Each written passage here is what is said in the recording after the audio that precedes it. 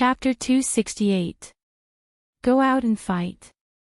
Chu Xiaobai raised his brows. Let's go.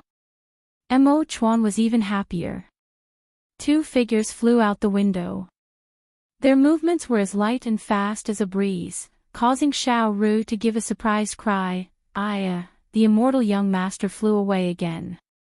Chen Ning silently rolled her eyes at Xiao Ru. Then she rubbed her sore but as she climbed up from the ground. She said to Xiao Ru, go get a bowl of chilly water. What?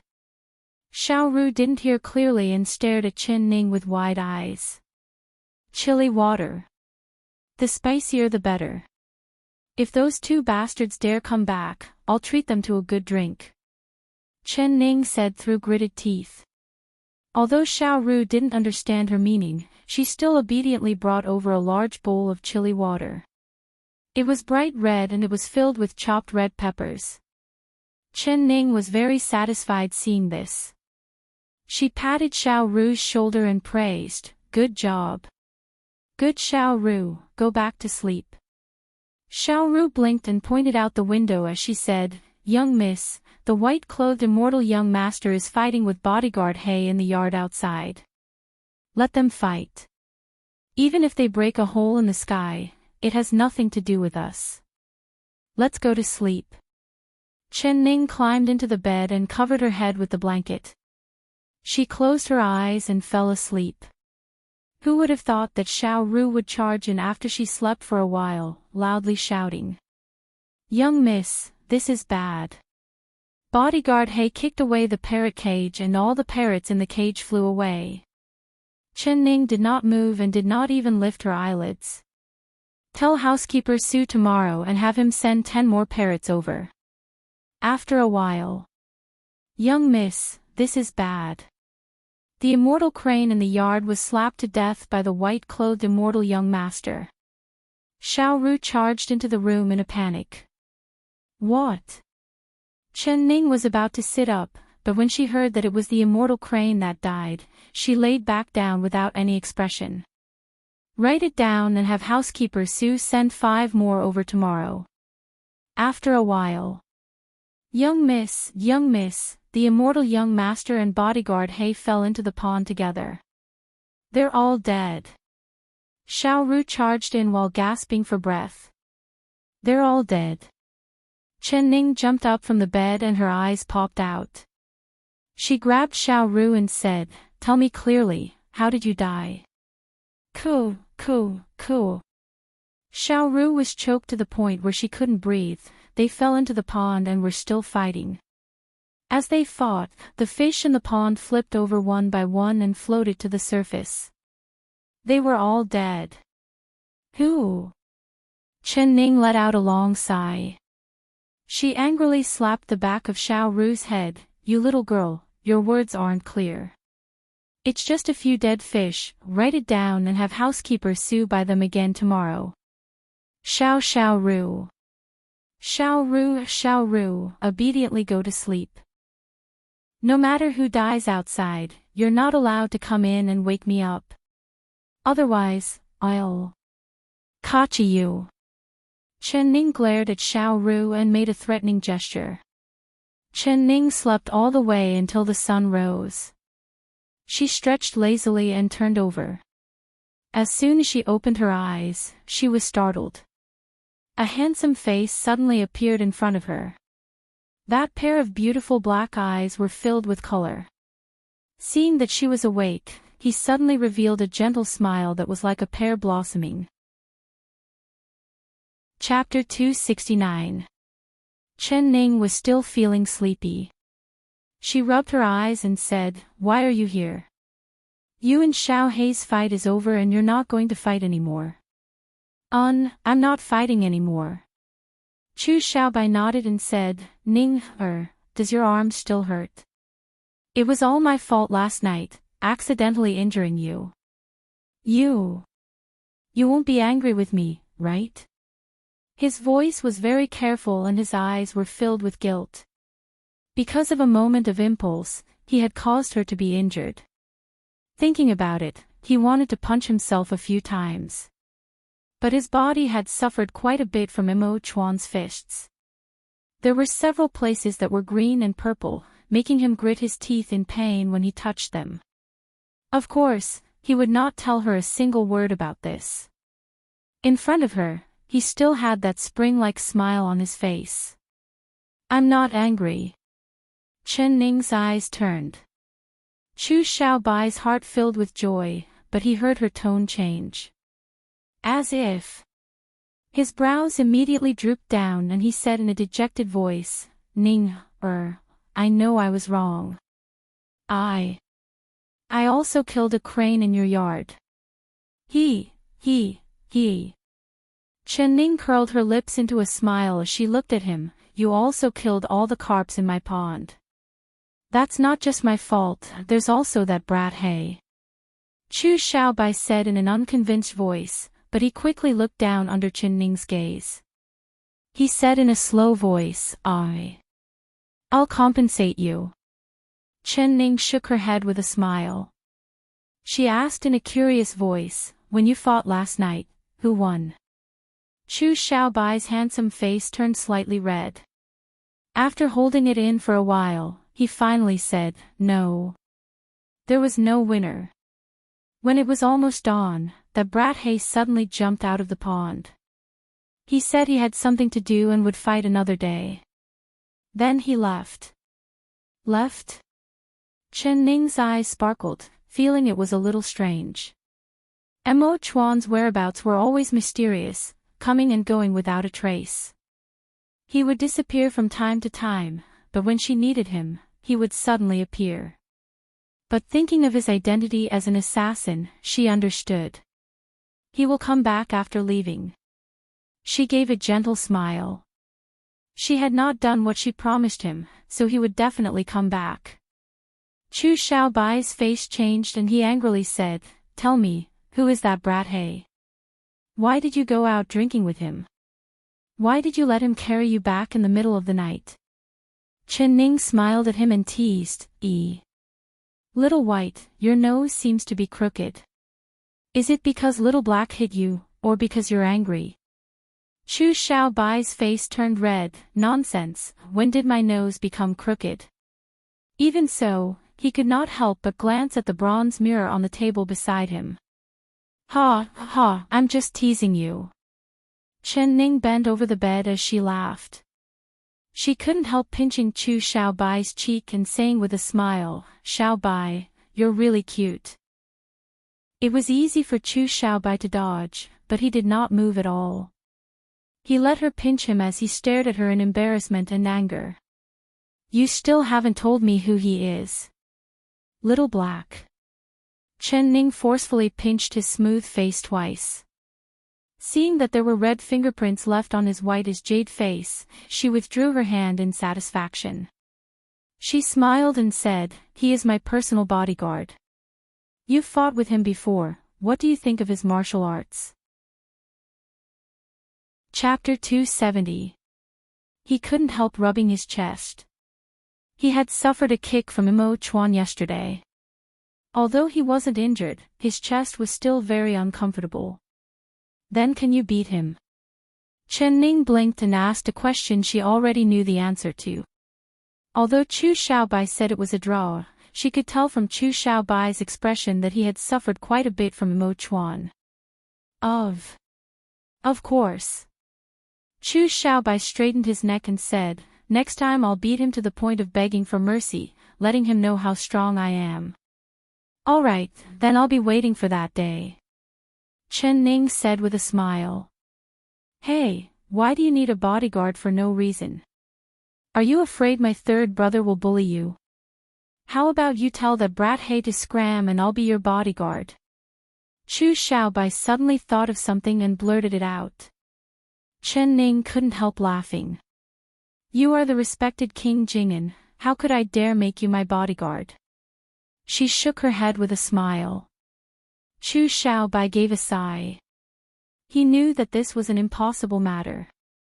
Not to mention his third brother Chu Xiaoyang not agreeing. If his uncle the emperor found out, he would be the first to not forgive him. But when he thought of that brat He following behind her all day, he felt uncomfortable all over. Xiao Bai, I want to punish you. Chen Ning suddenly said with a serious face, you dislocated my arm and I can't use any strength, how do you think I should punish you? Chu Xiaobai's heart skipped a beat as he nervously looked at her. Whatever you want me to do, I will do as you wish. He replied without any hesitation. But in his heart he said, it's best if you punish me by your side forever. Alright, this is what you said. In a few days, the eldest princess will be holding a large hunt and she has invited me and your third brother to participate. Your third brother and I have made a bet to see who can catch the most game that day. Before Chen Ning finished, Chu Xiaobai had already cried out in shock, what? You really made this bet with my third brother? How could you make this bet with my third brother? Do you know how good my third brother's hunting and riding skills are? His archery is like a god and he always takes the lead every spring and autumn hunt. You could have bet with him, but why did you have to bet hunting? You will lose without a doubt. As he spoke, he shook his head repeatedly and asked, what's your bet? If it's not important, then you should just give it to me. When Chen Ning heard this, she couldn't help feeling discouraged. She said in a depressed voice, to Chu Xiaoyang, it really isn't anything important. I like a horse in his stable and if I win, he will give me that horse. If I lose. She bit her lips as Chu Xiaoyang's eyes filled with hatred and that cold expression appeared in front of her. What happens if I lose? Chu Xiaobai nervously asked. Want her, sl'd her, he, she, him, her. Xiao tes he, teet, mo. He, she. He, Chen, her, he wanted her to admit defeat and kowtow to a scumbag like him. No way. My third brother has gone too far. Chu Xiaobai's handsome face sunk and he forcefully stomped his feet. He looked at her with a disappointed look. For a horse, you're willing to sacrifice your entire life. If you like horses, I'll give you 10 of them. If you like horses, I can give you 10 of them. If you really like my third brother's horse, as long as you tell me, even if I have to steal or rob it, I can still get it from third brother to give it to you. You just had to go and make some stupid bet with him. Chapter 271. Speaking of this, it's all your fault. I had confidence in winning, but you dislocated my arm, making it so that I couldn't use my strength to shoot. You said that I could punish you however I wanted, so I'll punish you. Help me win this hunt. No matter what method you use, I have to win. Chen Ning's eyes turned and she decided to blame it on Chu Xiaobai. Although her words were forceful, Chu Xiaobai was stunned and could not refute her. He naturally hoped that she could win the bet, but this was the big hunt and the eldest princess was personally in charge, so cheating was not allowed. If she wanted to win in front of everyone, it would be as hard as ascending to the heavens. But if she lost, she would be imprisoned in the king's palace for the rest of her life, becoming his third brother Chu Xiaoyang's slave. Thinking of this, his heart felt like it was being twisted. No, she could not lose. But what kind of method should she think of to ensure her victory was within her grasp? Chu Xiaobai raised his head and looked at the ceiling, silently thinking. Xiaobai, you fought with Xiao He all night yesterday, so you should be thirsty, right?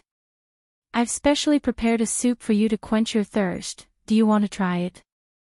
Chen Ning's eyes fell onto the large bowl of chilly water and she revealed a malicious smile. Chu Xiaobai was filled with excitement as he said, yes, of course I want it. But when he followed Chen Ning's gaze, his brows instantly came down and he said with a crying face, you wouldn't want me to drink this, right? What this and that thing? You killed my immortal crane and koi, I don't want you to pay me back. As long as you drink this soup, I'll forgive you. Otherwise, don't ever appear in front of me again. Chen Ning said with a serious face. All right, I'll drink it. Chu Xiaobai made up his mind. Wasn't it just a bowl of chili soup? Compared to not seeing her again, it wasn't even worth mentioning. He picked up the basin and gulped down a big mouthful. His handsome and fair face instantly flushed red from the spiciness, and tears came out. Hey, Xiao Bai, you're really drinking it. Chen Ning was shocked. She grabbed the bowl of soup from his hand and found that he had already drunk half the bowl. Seeing his red face from the spiciness, she couldn't help feeling angry and finding it funny. I'm just scaring you. Do you really think so? Quickly drink some water. Chen Ning quickly poured a large cup of water and Chu Xiaobai drank it in one gulp. His eyes were as clear as a deer's, but he stared at her without blinking. He said seriously, don't even mention chili water.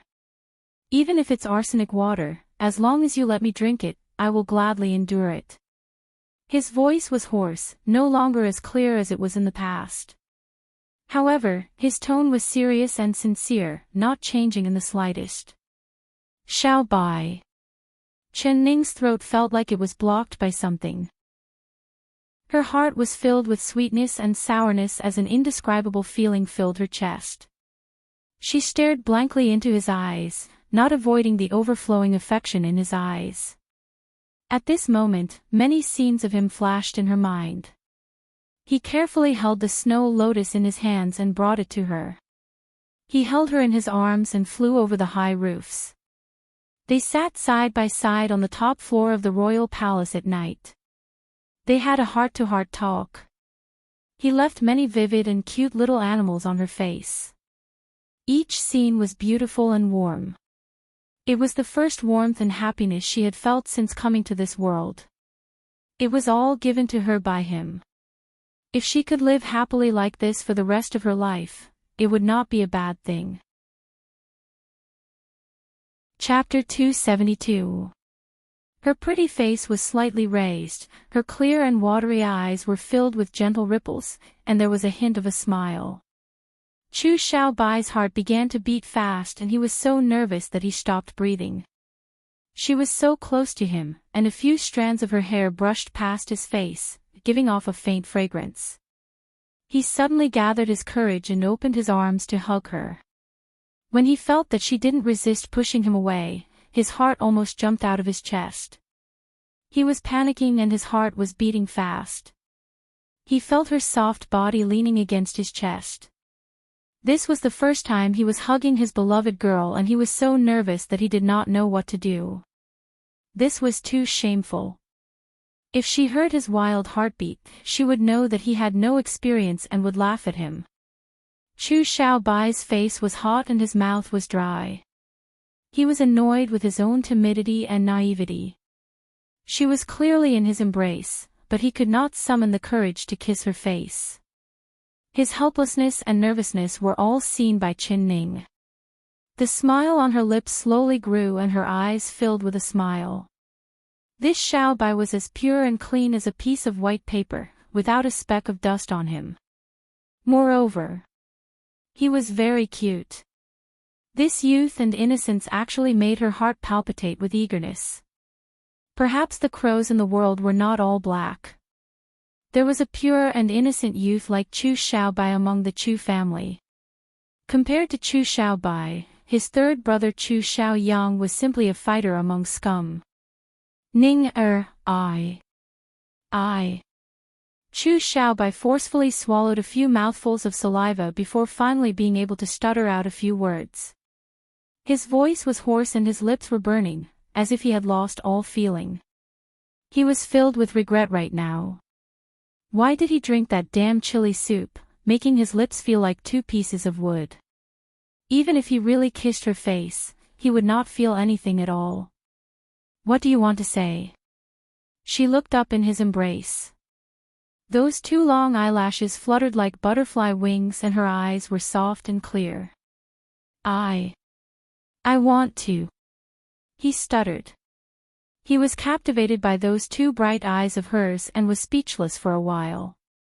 Suddenly, his ears moved. He heard the sound of hurried footsteps coming from outside, as well as the urgent calls of the maids. Princess consort. Princess Consort. Young Miss, His Highness. His Highness is here.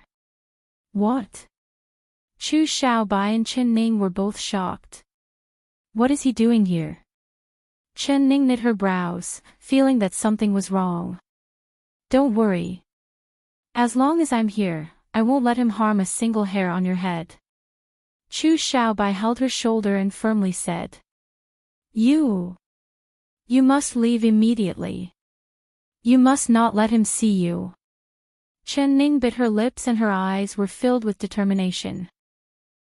She placed a finger on Chu Xiaobai's lips and said word for word, I've sworn in front of everyone that as long as I am King Ding Yuan's princess, I will not do anything that will shame my father.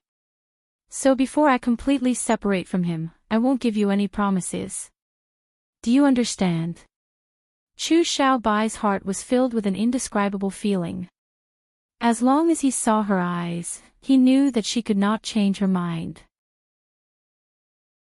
Chapter 273.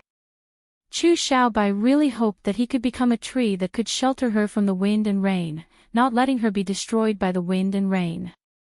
He wanted to protect her in his branches. Chu Xiaobai wanted to protect her from the wind and rain. I understand. I will wait for you until that day.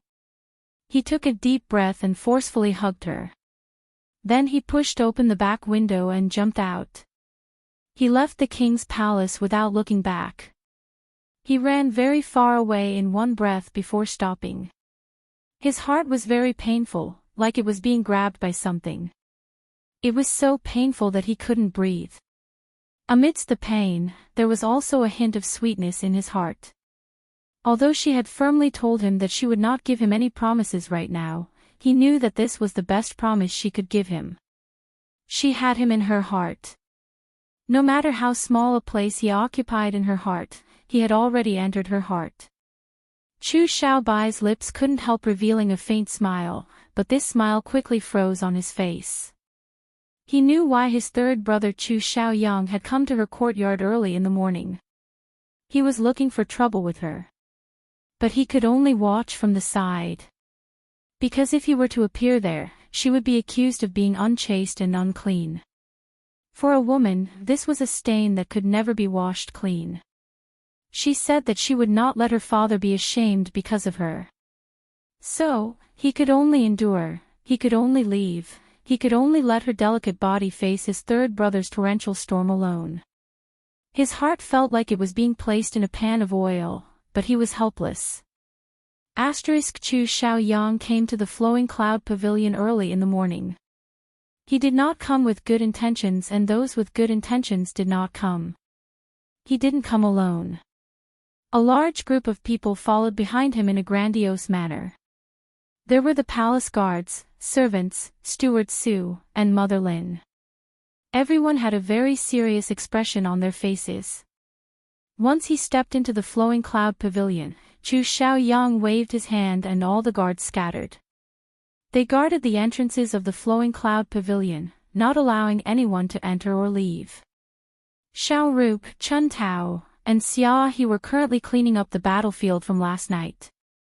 When they saw Chu Xiaoyang suddenly appear with a group of people, they were all shocked. Xiaoru's first reaction was to run to Chen Ning's room and report to her. But before she could even say a few words, she was grabbed by the collar by a guard and brought back like an eagle catching a chicken. Chu Xiaoyang waved his hand and Chun Tao, Xia He, and Xiaoru were all kicked out of the flowing cloud pavilion by Chu Xiaoyang's guards. The three of them looked at the angry Chu Xiaoyang and their hearts jumped into their throats. They broke out in cold sweat for Chen Ning. Chu Xiaoyang's eyes sunk and his handsome face was so dark that it seemed like it was about to drip water. He walked over to Chen Ning's door and reached out to push it open. At this moment, his emotions were extremely complicated. The veins on the back of his hand were bulging, and he was actually trembling. The doctor said that Chen Baiyun had fainted yesterday and he had carried her to the intoxicated flower pavilion. He had quickly asked the doctor to make medicine for her. The doctor said that Chen Baiyun had been frightened twice and she had personally seen Lan Xiang die under the hooves of a horse, so she had been stimulated and needed to rest. It was a good thing that the child in her stomach was fine. Chapter 274. It wasn't me, it really wasn't me. I don't know anything, I didn't kill Lan Xiang. Saying this, her face was covered in tears. She kept calling out Lan Xiang's name, and after calling Lan Xiang, she called out Chu Xiaoyang. Your Highness, you have to believe Yun. Yun didn't do it, I really didn't do it. Her face was pale and filled with tears. Her body kept trembling as she curled up in Chu Xiaoyang's embrace like a pitiful child. Chu Xiaoyang hugged her and gently patted her back, comforting her in a soft voice. Yun, don't be afraid. No matter what you did, this king will believe you and will always believe you. Lan Xiang is dead and this king will send a better maid to serve you. You can sleep in peace, this king will stay here with you and will not take a single step away from you. Under his comforting voice, Chen Baiyun gradually calmed down. After taking the medicine, she quickly fell into a deep sleep, but one hand was still holding on to his clothes. Her brows were knit together and her expression was delicate. Chu Xiaoyang just sat beside her like this. He sat there for most of the day, not even moving his butt. He did not say anything and just silently stared at Chen Baiyun's sleeping face. No one knew what he was thinking in his heart. The room was filled with maids and servants, but no one dared to make a sound in case they disturbed His Highness and the concubine consort. When the lights were turned on in the night, Chu Xiaoyang's personal attendant Xiaoanzi quickly came in from outside and reported a few words to Chu Xiaoyang in a low voice. Chu Xiaoyang's expression changed and he suddenly stood up.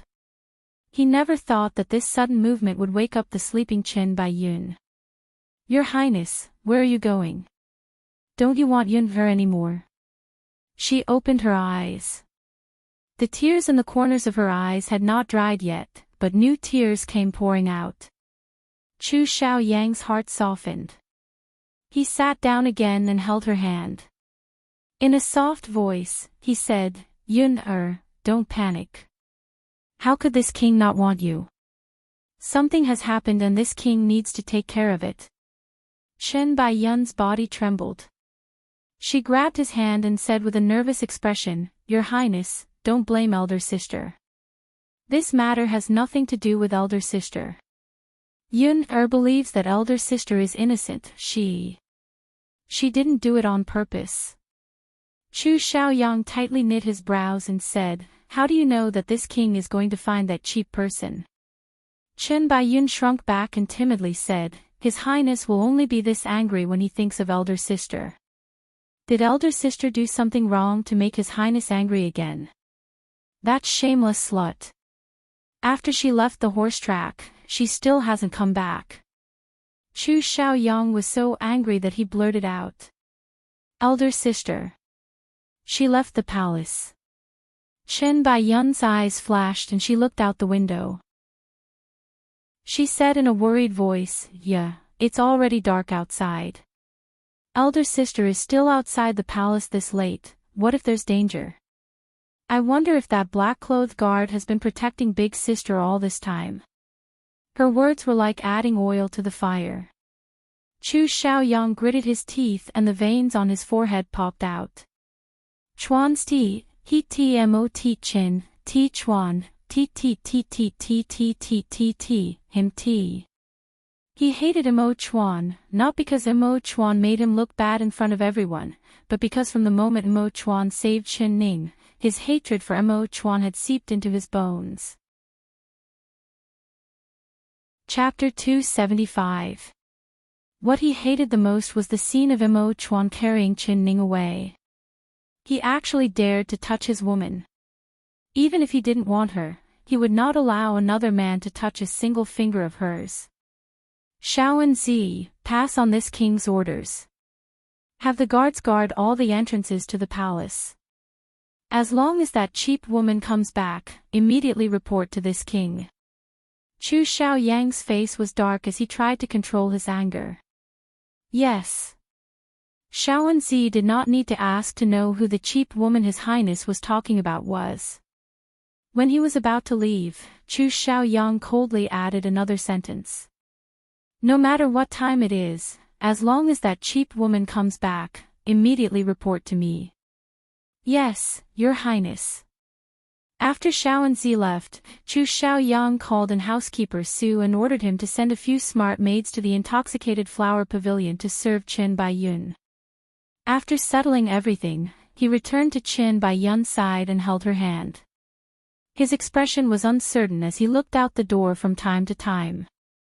How could Qin Baiyun not know what he was thinking? She secretly gritted her teeth and said, Your Highness does not need to worry about elder sister. With that kind of strong martial arts guard by elder sister's side, elder sister will definitely be safe. This king is worried about that guard. Chu Xiaoyang blurted out, but then he suddenly stopped himself. His face was tight and his eyes were sharp. He unknowingly tightened his grip on Qin Baiyun's hand. But Qin Baiyun did not feel any pain because her heart was in more pain than her hand. She looked down and hid the deep hatred in her eyes.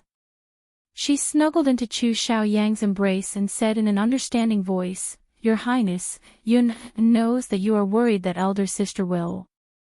She paused and very cleverly stopped. Feeling Chu Xiaoyang's body slightly tremble, she continued to say, Yun believes that elder sister will abide by the rules of a woman and will not do anything that will disgrace Your Highness. However, even if Yun believes that elder sister is innocent and Your Highness believes in elder sister, we still need to take out evidence for this matter. Only then will we be able to seal the mouths of the world and give elder sister justice. Evidence? What kind of evidence? How can we prove this matter to others? Chu Xiaoyang's chest was stuffy as he angrily punched the wall. Thinking of how the hat on his head would turn green and how he, the respected King Ding Yuan, would be called a turtle when he went out, he was so angry that his lungs were about to explode. Qin Baiyun's heart ached as she held his hand. Her eyes turned and she said in a soft voice, Yun wants to ask Your Highness about something. I hope that Your Highness can tell Yun honestly. Chu Xiaoyang said in a deep voice, What? After Your Highness and elder sister got married, did you and elder sister sleep on the same bed? Qin Baiyun asked even though she already knew the answer. Then she shyly lowered her head, saying the last 3 words in a small voice. Bye Ji.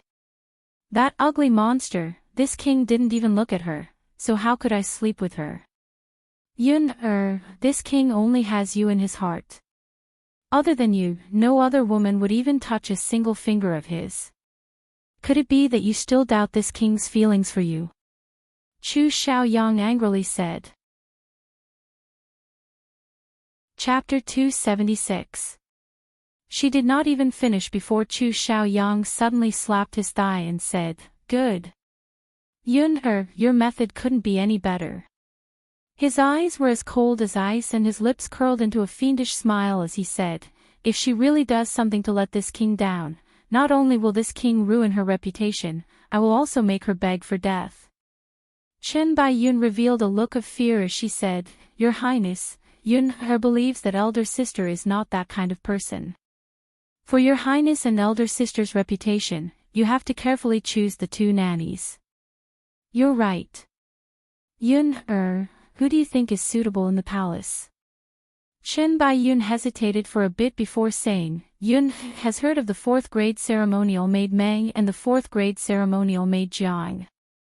They are both old and experienced nannies.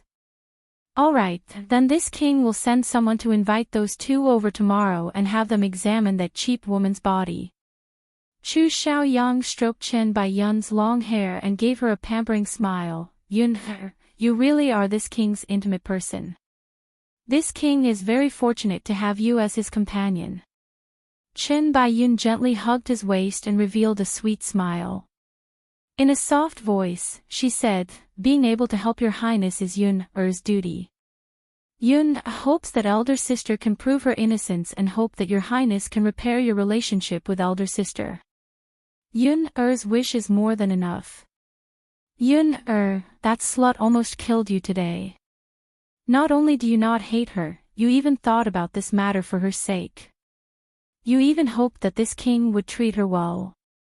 There are far too few women who are as kind as you. I hope that slut can understand your painstaking efforts and turn over a new leaf from now on, turning over a new leaf. But you can be assured, even if she is innocent, this king will not be moved by this kind of snake and scorpion heart at all. Chu Xiaoyang tightly hugged her and firmly said, Your Highness, elder sister, she. Chen Baiyun timidly wanted to say something, but she was cut off by Chu Xiaoyang. You don't need to say anything good for her. How to treat her, this king knows what to do.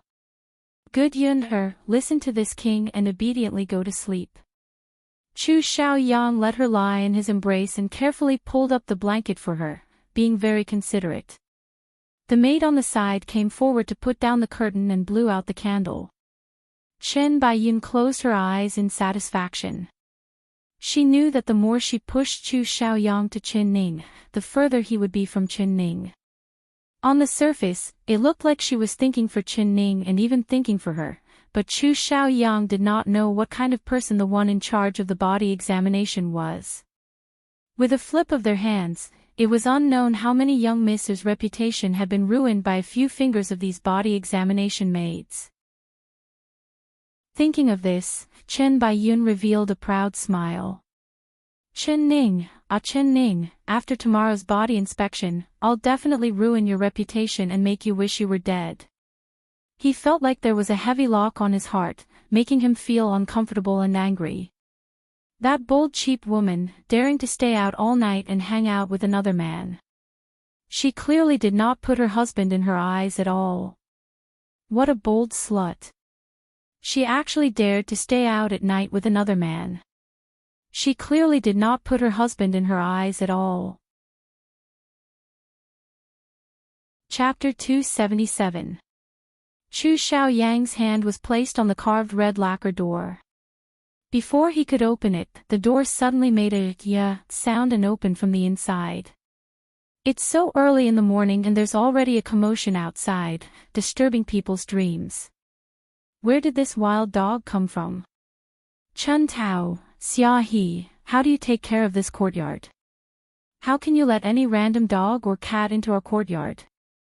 Chen Ning appeared in front of him with a lazy expression.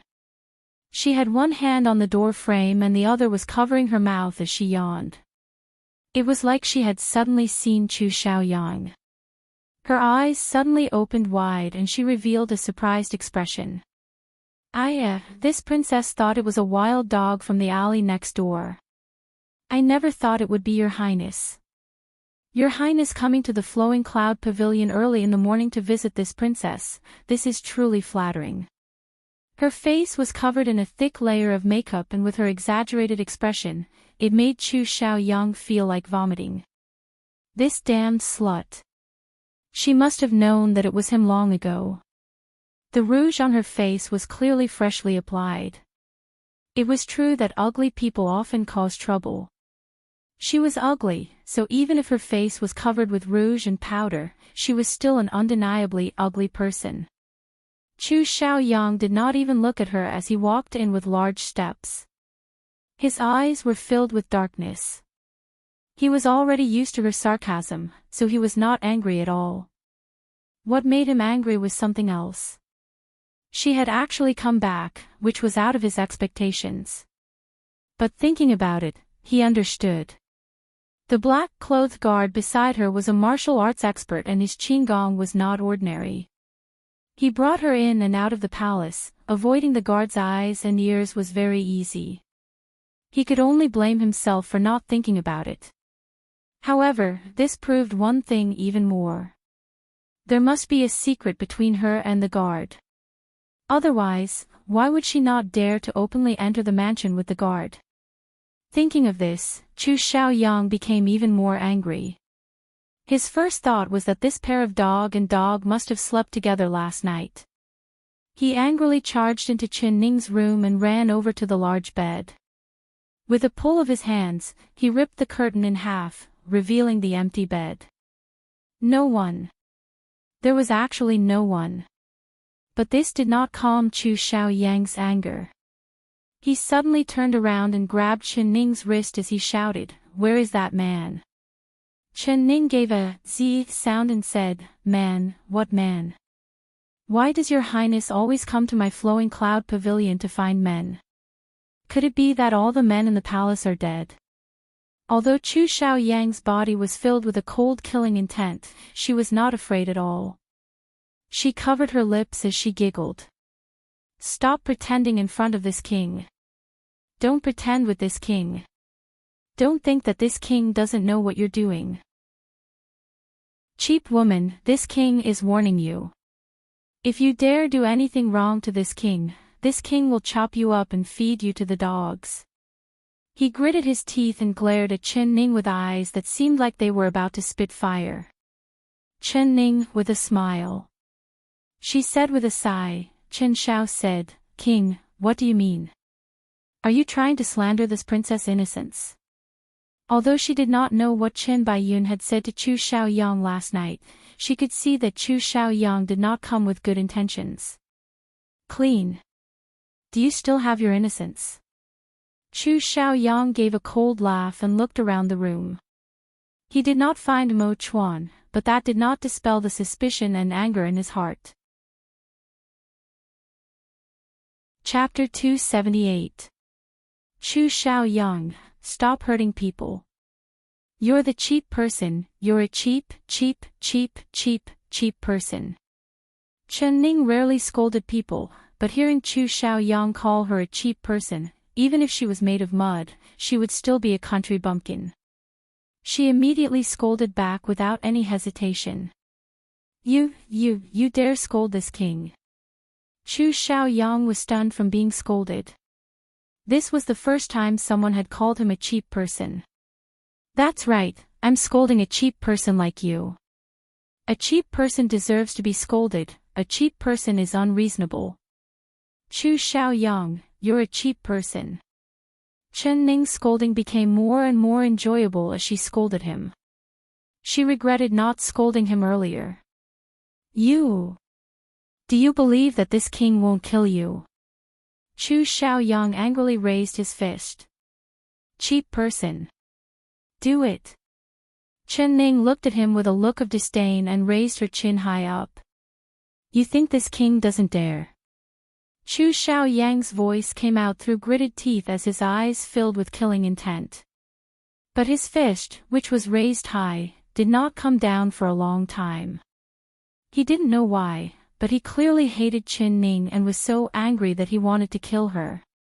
She was like a pitiful ant that he could easily crush into powder, but he couldn't do it. Her stubborn eyes and her unyielding personality made him feel a kind of admiration. Even men would kneel down and beg for mercy in front of his cold killing intent, but her face did not show the slightest bit of fear, and her legs were standing straight. Just based on this point, he wouldn't kill her. He would slowly torture her bit by bit until she crawled at his feet and admitted that he was her master. Then he would send her to her death. Chu Xiaoyang's eyes flashed with a cruel and cold light. He slowly lowered his fist and coldly said, "Very good, Chen Ning, you really have guts. This king won't kill you, but this king won't let you go like this. If you want to punish someone, you can always find a pretext. I wonder what kind of crime your highness wants to give this princess this time." Chen Ning heard that he was no longer calling her a cheap person, so her words became a bit more polite to him. "You keep saying that you're innocent, but do you dare prove it in front of everyone?" "Why wouldn't I dare? But how do you want me to prove it?" Chen Ning gave a cold laugh. "Good. You're the one who said this." Chu Xiaoyang suddenly sent out a palm strike. With a sharp wind, he sent it towards Chen Ning. With a "kacha" sound, the two windows were shattered by the wind from his palm and flew out. Chen Ning looked out the window and saw a courtyard filled with people. She couldn't help curling her lips. Your Highness, this truly is a large force. She gave a cold laugh of disdain as she straightened her back. Chu Xiaoyang coldly said, Mother Meng, Mother Jiang, come in and examine the princess consort's body. Xiaoyang. Two white-haired old maids wearing palace robes came out of the crowd and followed her into the room. They said to Chen Ning, I asked the princess consort to take off her clothes and let these old ones examine the princess consort's innocence. Chen Ning stared at the two maids and said without any politeness, Where did you two old beasts come from? What qualifications do you have to make this princess take off her clothes? Mother Meng and Mother Jiang were trembling with anger, but they had been in the palace for many years. What kind of storms had they not experienced and what kind of insults had they not heard? Although Chen Ning's words were rude, they did not reveal any anger on their faces. Chapter 279. That Mother Jiang also came forward to greet her. She gave a fake smile and said, This old one is a fourth-grade steward, in charge of etiquette. People call me Mother Jiang, greeting the princess consort. The two of them immediately reported their ranks in the palace. Their meaning was to tell Chen Ning that although she was a princess, they were all ranked maids in the palace. If she dared to insult them, it would be the same as insulting the emperor. Chen Ning revealed a faint smile. Naturally, she understood the meaning behind their words. At the same time, she understood the entire situation. She could tell at a glance that these two eccentric old things were up to no good. It would be a miracle if they were willing to verify her innocence in front of their father-in-law. Even if she used her feet to think, she could tell that Chen Baiyun had set her up again. She wanted to use the words of these two maids to ruin her reputation, so how could she let Chen Baiyun do as she wished? So it's Mother Meng and Mother Jiang from the palace. This princess did not know about it before, so I was rude. I asked the two maids to not take offense. Chen Ning said with a smile. Mother Meng and Mother Jiang said in their hearts, Now you're admitting your mistake. It's too late. But at the same time, they had a humble and respectful smile on their faces as they said, These old ones are just servants, how could we dare blame the princess consort? We asked the princess consort to take off her clothes on the bed. Take off my clothes on the bed. I wonder how the two nannies will help this princess examine it. Chen Ning asked with a smile. She asked in a very natural manner, but the two maids' faces couldn't help turning red. In front of Chu Xiaoyang, the two of them found it hard to say. Cool. Mother Meng gave a soft cough and then said in a slightly awkward voice, We're asking the princess consort to take off her underwear and let these old ones check if the princess consort is still a virgin. So it's like this. Chen Ning looked at Chu Xiaoyang and said with a faint smile, These two maids want to prove this princess' innocence. Your Highness, do you want to personally verify it? No need. Chu Xiaoyang's handsome face suddenly turned red for some reason. He turned around and walked away. Wait, Your Highness. If you don't personally verify this matter and something goes wrong, wouldn't this princess be unable to say anything? Wouldn't I be accused of being unclean? Chen Ning suddenly came forward in front of him. Chu Xiaoyang knit his brows and coldly said, What do you mean? These two are old nannies that this prince specially invited from the palace. They are experienced and mature. This prince believes in them. You believe them, but this princess doesn't believe them. Chen Ning said as her eyes coldly swept over Mother Meng and Mother Jiang. The two maids looked at each other and immediately cried out in grievance, Princess consort, this old one has been in the palace for many years and all the beauties that enter the palace have been tested by us. There has never been a single mistake, so why does the princess consort not trust us? I believe you, but I can't believe your fingers. Chen Ning gave a cold laugh, Don't think that this princess doesn't know what kind of tricks you're playing. You actually want to use them on this princess today, you should save your breath.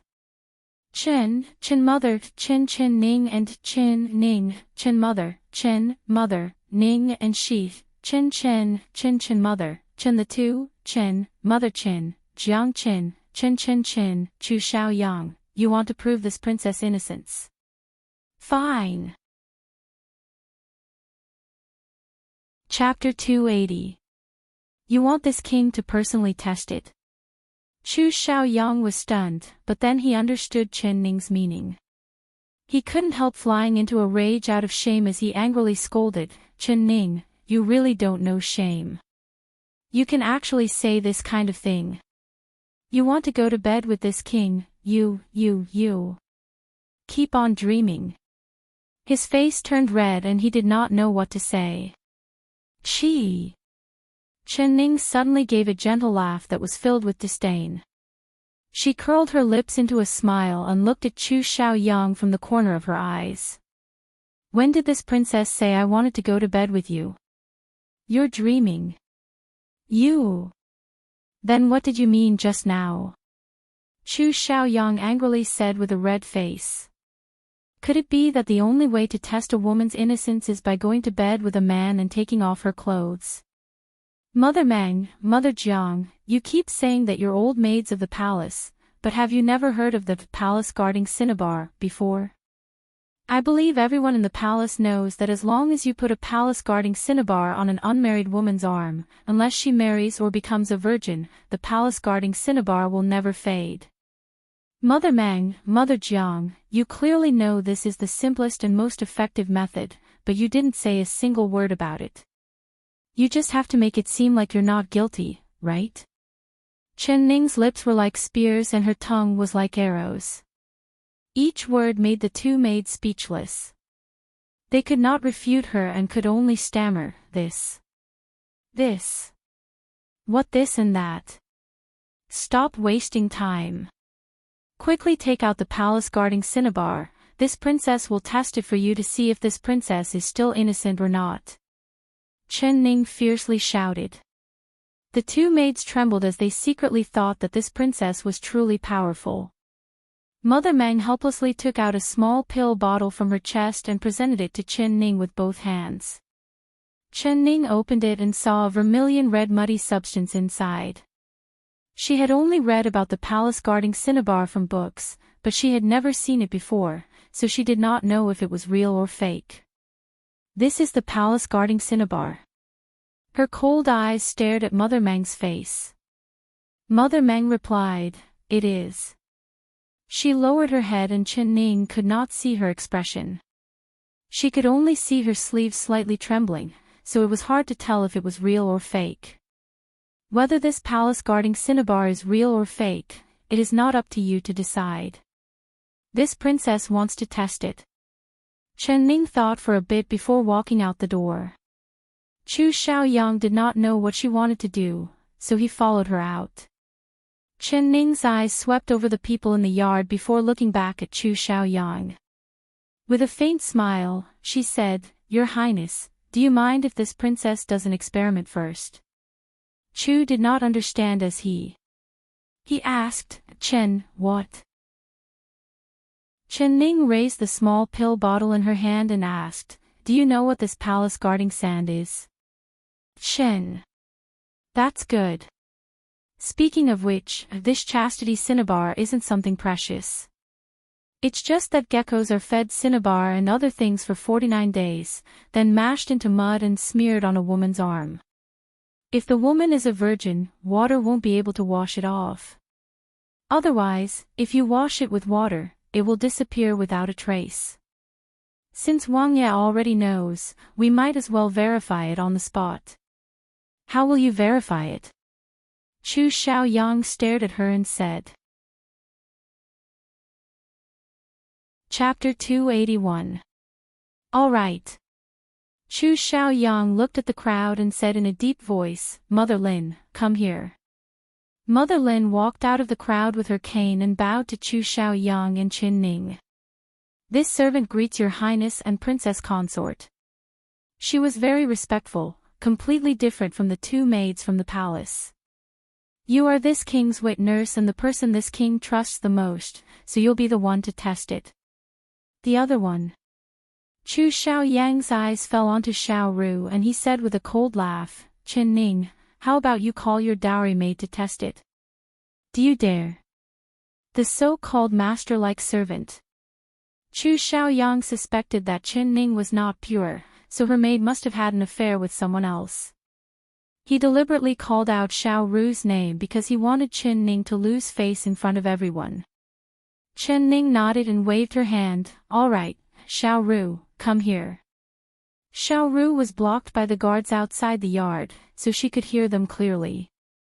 She pushed away the guard's arm and walked forward without any hesitation. Young miss, this servant is willing to try. Very good. Xiao Ru, roll up your sleeves. Chen Ning gave Xiao Ru a smile of praise. Then she turned to Mother Lin and said, Mother Lin, please also roll up your sleeves. The two of them rolled up their sleeves, revealing their left arms. One was as white as a jade root and the other was as dry as a bamboo shoot. Chen Ning picked up a bit of the palace guarding sand and placed it on their arms. Bring a basin of water, she said. Chu Xiaoyang gave a look and someone immediately brought over a basin of water. You can wash it yourselves, Chen Ning said. Xiao Ru and Mother Lin scooped up some water and sprinkled it on their arms. Xiao Ru forcefully rubbed it.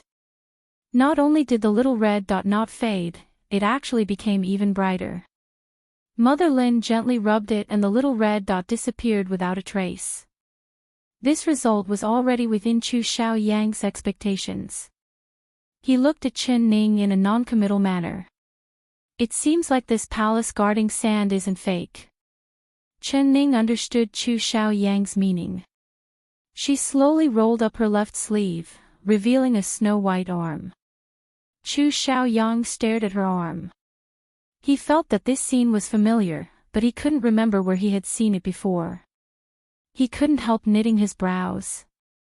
Chen Ning curled her lips into a ridiculing smile and said, If your highness thinks my arm is ugly, then you don't have to look at it. There is no need to make this appearance. Chu Xiaoyang's face turned red and he angrily said, If you don't dare try, then say it now. Chen Ning did not say anything. She picked up a bit of sand and gently touched it on her left arm. It was like a red plum blossom in the snow, bright and glistening. She washed it with water, but the more she washed it, the more. Your Highness, this princess' innocence has already been revealed to everyone. Does your Highness have anything else to say? Chen Ning's eyes swept over the people in the yard before falling onto Chu Xiaoyang's face. Chu Xiaoyang's face alternated between green and red. His eyes stared right at Chen Ning with a very complicated look in them. Even Chen Ning could not guess what he was thinking in his heart. Chu Chin Chin. After a while, Chu Xiaoyang suddenly said these words before turning around and leaving with large steps. Everyone had come with His Highness to denounce him, but who would have thought that this would be the result? They all felt ashamed and dejectedly followed behind Chu Xiaoyang. Mother Meng and Mother Jiang from the palace ran faster than rabbits. On the other hand, Mother Lin followed the rules and said goodbye to Chen Ning. This large group of people came in an aggressive manner and left in a hurry. They came in a hurry and left in a hurry. The three maids of the flowing cloud pavilion couldn't help excitedly surrounding Chen Ning, chattering non-stop. Chapter 282. That's right, Xia He, go and tell housekeeper Su that His Highness suddenly brought a large group of people and killed the cranes in my yard, scared away my parrots, and angered the koi fish in my pond to death. Make him pay back 10 times. Chen Ning directly shifted the blame onto Chu Xiaoyang. Since she was spending his money to buy things, she didn't feel any heartache at all.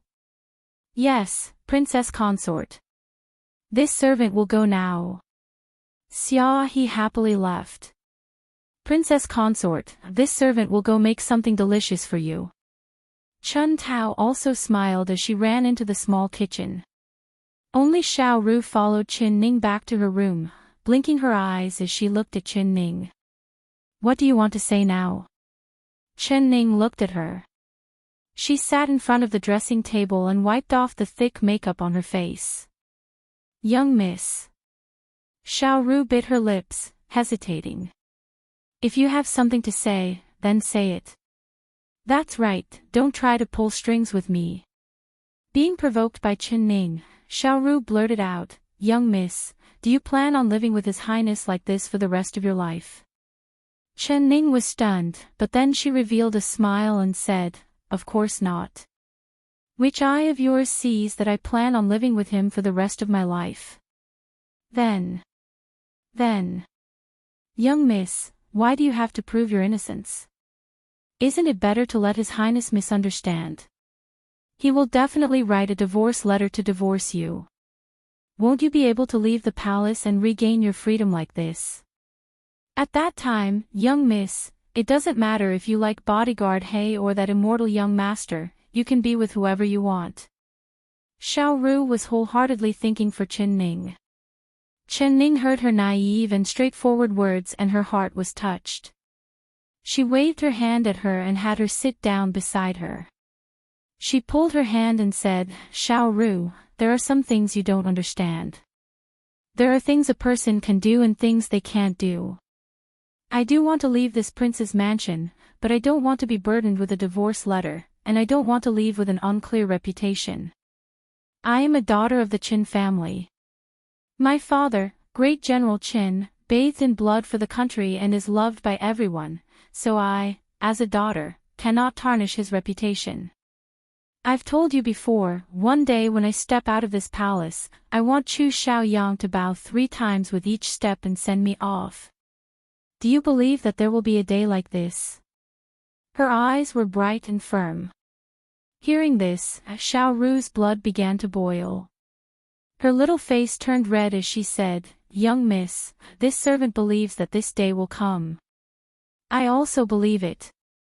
Qin Ning smiled as she pinched Xiao Ru's bulging cheeks. Her eyes suddenly turned and she said to the window, Since you're here, why don't you come in? Hiding outside and eavesdropping isn't befitting of your identity as Black Protector, is it? Hey, bodyguard He.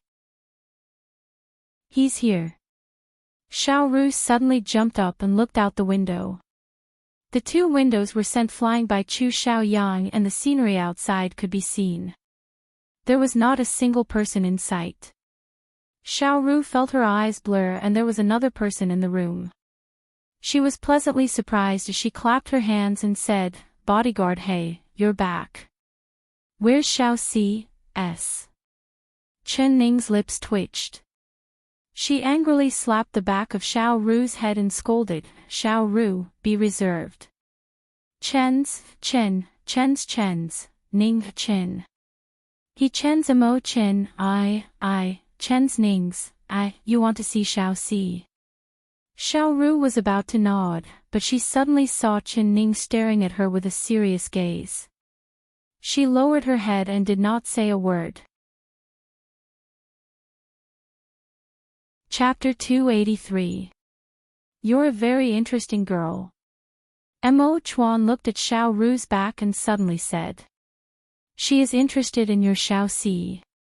Qin Ning lazily said. She revealed a smile as she looked at Mo Chuan. You've been watching this show for so long, why didn't you come out earlier? If I appeared, it would only make the water even more muddy. Mo Chuan replied. Qin Ning secretly praised him in her heart. He really was a smart person. When she was talking to Chu Xiaoyang alone, she was calm because she had a clear conscience. The only thing she was worried about was Mo Chuan suddenly appearing. Chu Xiaoyang would be enraged when he saw Mo Chuan and she wouldn't be able to pass this easily. This time, I'm afraid it's that woman's trick again. Do you plan on enduring it? Mo Chuan stared into her eyes as he spoke. Don't you think that she tried to steal a chicken but ended up losing the rice used to lure it?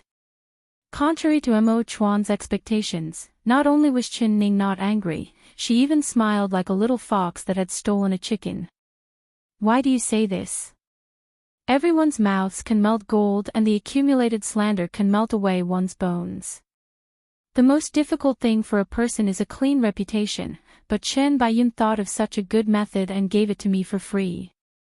Tell me, shouldn't I thank her for her scheming? Chen Ning's eyes turned and she suddenly thought of a good method. Then how do you want to repay her? Mo Chuan was curious. She's pregnant, so she needs to eat more supplements. Then I'll give her some supplements. Chen Ning's eyes looked over at the white bellies of the carp in the pond. She clapped her hands and spoke with a smile. Chen Baiyun couldn't eat anything right now. She leaned against the headboard and felt her chest fill up. Nothing she saw was pleasing to the eye. There were no secrets in the king's palace. Very quickly, everything that happened in the flowing cloud pavilion spread like wildfire and entered her ears. She never would have thought that the good method she had thought of to ruin Chen Ning's reputation would actually help her clean reputation in front of everyone. She was so angry that she almost crushed her teeth. However, the messenger couldn't see the change in her expression and was still describing what happened after that. Then housekeeper Su personally sent 5 cranes, 10 parrots, and 50 carps to the princess consort's flowing cloud pavilion. I heard that it cost a large amount of money. She only had a few carps that died, why did he have to compensate her with 50? Chen Baiyun became even angrier. Each of these carps were worth a lot of money. Although His Highness loved her, he only gave her 10 of them. She became even angrier the more she thought about it. She grabbed a vase beside her and threw it. With a ka-lang, the vase was smashed to pieces. Consort. What happened to you? The 2 maids who had just been sent by housekeeper Su to serve her rushed over when they heard the commotion. This concubine's stomach.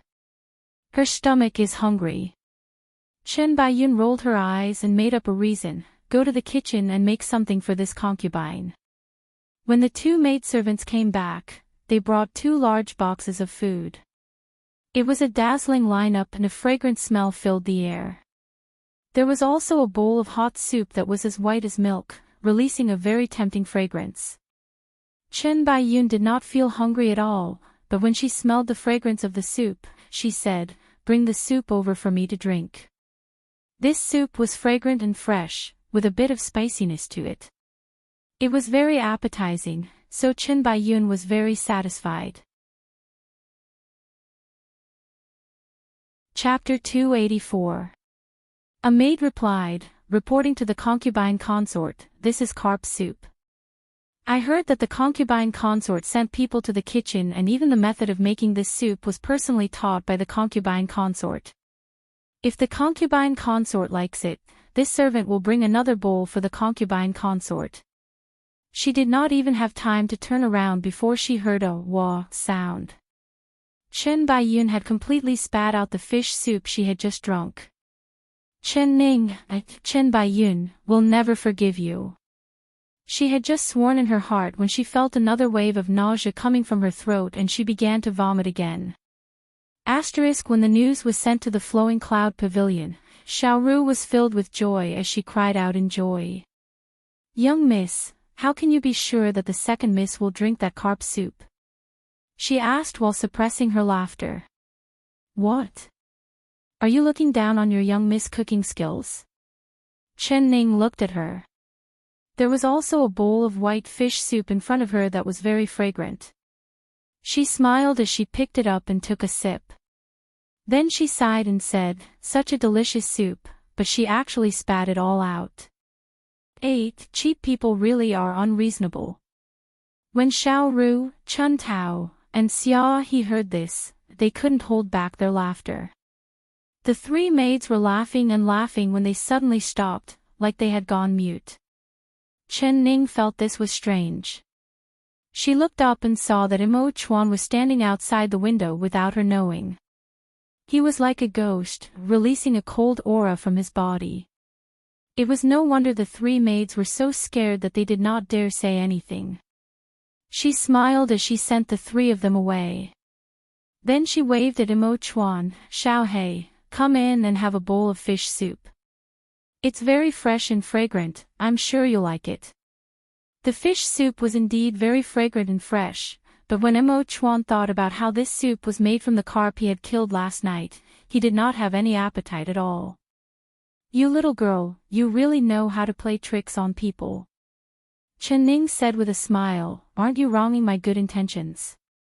I've already drunk this fish soup, it's very fresh and nutritious. It's just that she doesn't know what's good for her. She looked at Mo Chuan with her chin and her eyes turned. She suddenly thought of something and said with a smile, Xiao Hei, if you don't like fish soup, I have a special bowl of soup prepared for you.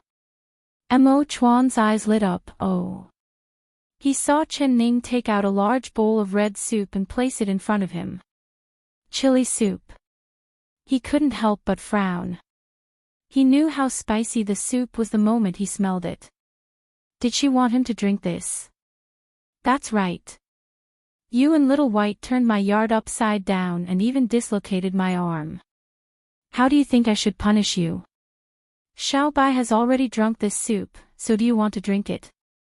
Chen Ning deliberately teased him.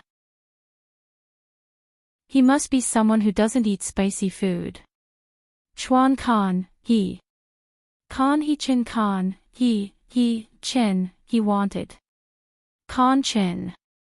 Ch. Chen. Khan's Chen. Chen. His he his, Khan, his. His. Chen. Xiao Hei, you. You're not spicy. She looked at him in a daze. Mo Chuan was wearing a mask, so she couldn't see his face. However, his ears instantly turned red, even redder than the chili in his bowl. He wanted to say it wasn't spicy at all. Chapter 285. Ha, ha. Ha, ha, ha. A burst of laughter came from outside the window. The voice was clear and pleasant to the ear. Along with the laughter, a figure suddenly appeared in front of the window. A white robe fluttered in the wind, looking like a blooming flower in the night. Brat Hey, so you can't eat spicy food. Chu Xiao Bai's brows relaxed as he revealed a spirited smile. Seeing Mo Chuan's sorry appearance, he felt like the kicks and punches on his body were not as painful anymore. Mo Chuan quickly turned around and glared at him. He wanted to curse, but his throat was so hoarse that he couldn't say anything. It was a good thing that he didn't need his mouth to say something. For example, fists. Mo Chuan's brows jumped up and he floated forward. His movements were as fast as a ghost as he threw a punch at Chu Xiaobai's handsome face. Hey, don't hit the face when you hit people. Brat Hey, are you jealous that my face is prettier than yours? Chu Xiaobai nodded and his head shrank into his chest, dodging this punch. Humph. Mo Chuan's reply was a cold snort and a kick that came right after. I-oh. Brat Hey, you're really kicking me. Chu Xiaobai could not dodge this time. A heavy pain came from his butt and he fell from the roof. It was a good thing his qigong was not bad. With a slight bend in the air, he landed on the ground with his head up and feet down. I won't fight. Brat Hey, I admit that your martial arts are better than mine. I can't beat you, so how about we turn enemies into friends? Chu Xiaobai's figure flashed and he dodged Mo Chuan's follow-up attack as he waved his hand. He had fought with Mo Chuan twice and he was at a disadvantage both times. He knew that the other side's martial arts were much higher than his, but he was being lenient and did not kill him. He didn't know why, but although Mo Chuan was a stranger, he felt a sense of familiarity. Mo Chuan wanted to say in his heart, who would turn enemies into friends. You perverted brat, taking advantage of others, but his throat was hoarse and he couldn't say anything. Hey, Brat Hey, your martial arts are not bad. With you protecting Ning, I can be assured. Chu Xiaobai revealed a faint smile. He took out a small medicine bottle from his chest and gave it to Mo Chuan. Eat this and your throat will feel a bit better. Mo Chuan coldly looked at the medicine bottle, but he did not take it. He suddenly jumped off the ground and onto the roof. His black clothes quickly melted into the night and disappeared in the blink of an eye. Chen Ning was already used to him leaving as he pleased, coming and going without a trace. Seeing this, she did not find it strange and just revealed a faint smile. Chu Xiaobai gave a large praise, good martial arts. He paused and then said, this fellow is really proud. He was a little embarrassed as he put the bottle in his hand back into his chest and unconsciously rubbed his chin. Although Mo Chuan did not say a word, the cold and arrogant aura he released could not be ignored. Chen, and he. Chen, and,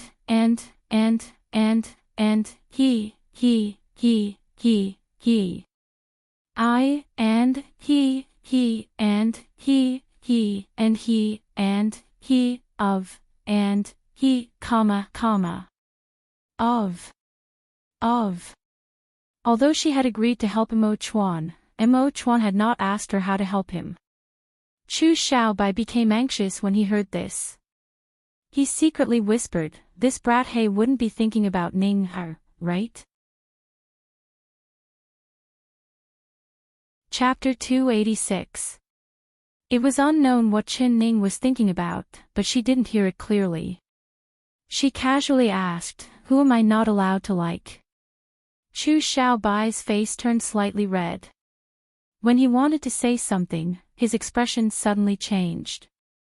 He gave a shoo sound to Chen Ning and said, someone's coming. His expression turned serious, like an enemy had come. Chen Ning's eyes sparkled as she followed Chu Xiaobai's line of sight to look out the window. She saw the cold moonlight in the courtyard, like mercury spilling over the ground, covering the ground in a silver white. She was wondering about this when she saw a leaf being blown away by the wind. There was an extra gray-clothed figure in the courtyard. Xiao He. She thought that it was Mo Chuan who had returned, but upon closer inspection, it wasn't. The gray-clothed figure bowed down to Chu Xiaobai. This subordinate greets King Jing, and Chu Xiaobai's lips slightly twitched as he snappily said, Zhui Feng, why is it you? What matter do you have with this king that you actually found this place? You really are worthy of the Zhui Feng name, your tracking skills are well deserved. The gray-clothed figure stood up, King Jing'an's praise, this subordinate does not dare accept it. King Jing'an, the emperor has an edict. Emperor. Chu Xiaobai knit his brows and helplessly said, speak, what matter does the emperor have with me? He wouldn't be calling this king to play chess with him, right? Go and tell the emperor that this king doesn't have time. Your Highness doesn't have time to play chess with the emperor, but you do have time to chat with the Ding Yuan princess. The gray-clothed Zhui Feng softly said as he looked over at Chen Ning. Zhui Feng. You brat, your words are becoming more and more lawless. Don't rely on the emperor's support to not put this king in your eyes. Chu Xiaobai's face turned serious as he revealed a stern expression. This subordinate does not dare. This subordinate is only following the emperor's orders to send your highness a decree. As for what I shouldn't hear or see, I won't hear or see. Zhui Feng bowed to Chu Xiaobai in a very respectful manner. Chu Xiaobai's expression relaxed a bit as he said, what does the emperor want this king to do? Zhui Feng replied, the emperor has a very important matter for your highness to do, and this matter requires your highness to make a move. This is the emperor's secret edict, your highness will know once you see it. He took out a yellow handkerchief from his chest and presented it to Chu Xiaobai with both hands. Chu Xiaobai asked in a suspicious voice, when the emperor orders me, didn't he say you? Why did he write an imperial edict today? He stretched out his hand to take it. When he saw that the ink was still wet, he became even more suspicious. He looked around and asked, did the emperor just write this? Zhui Feng gave a cough and said, this is sweat from this subordinate's body. Chu Xiaobai looked over the words on the decree and found that it was indeed the emperor's handwriting. But when he saw the content, he immediately said in an angry voice, "This is the important matter that requires this king's attention. Is your majesty teasing this prince?" Shui Feng replied, "This subordinate does not know, this subordinate is only responsible for passing the decree. As for whether to follow the decree or not, it is up to your highness."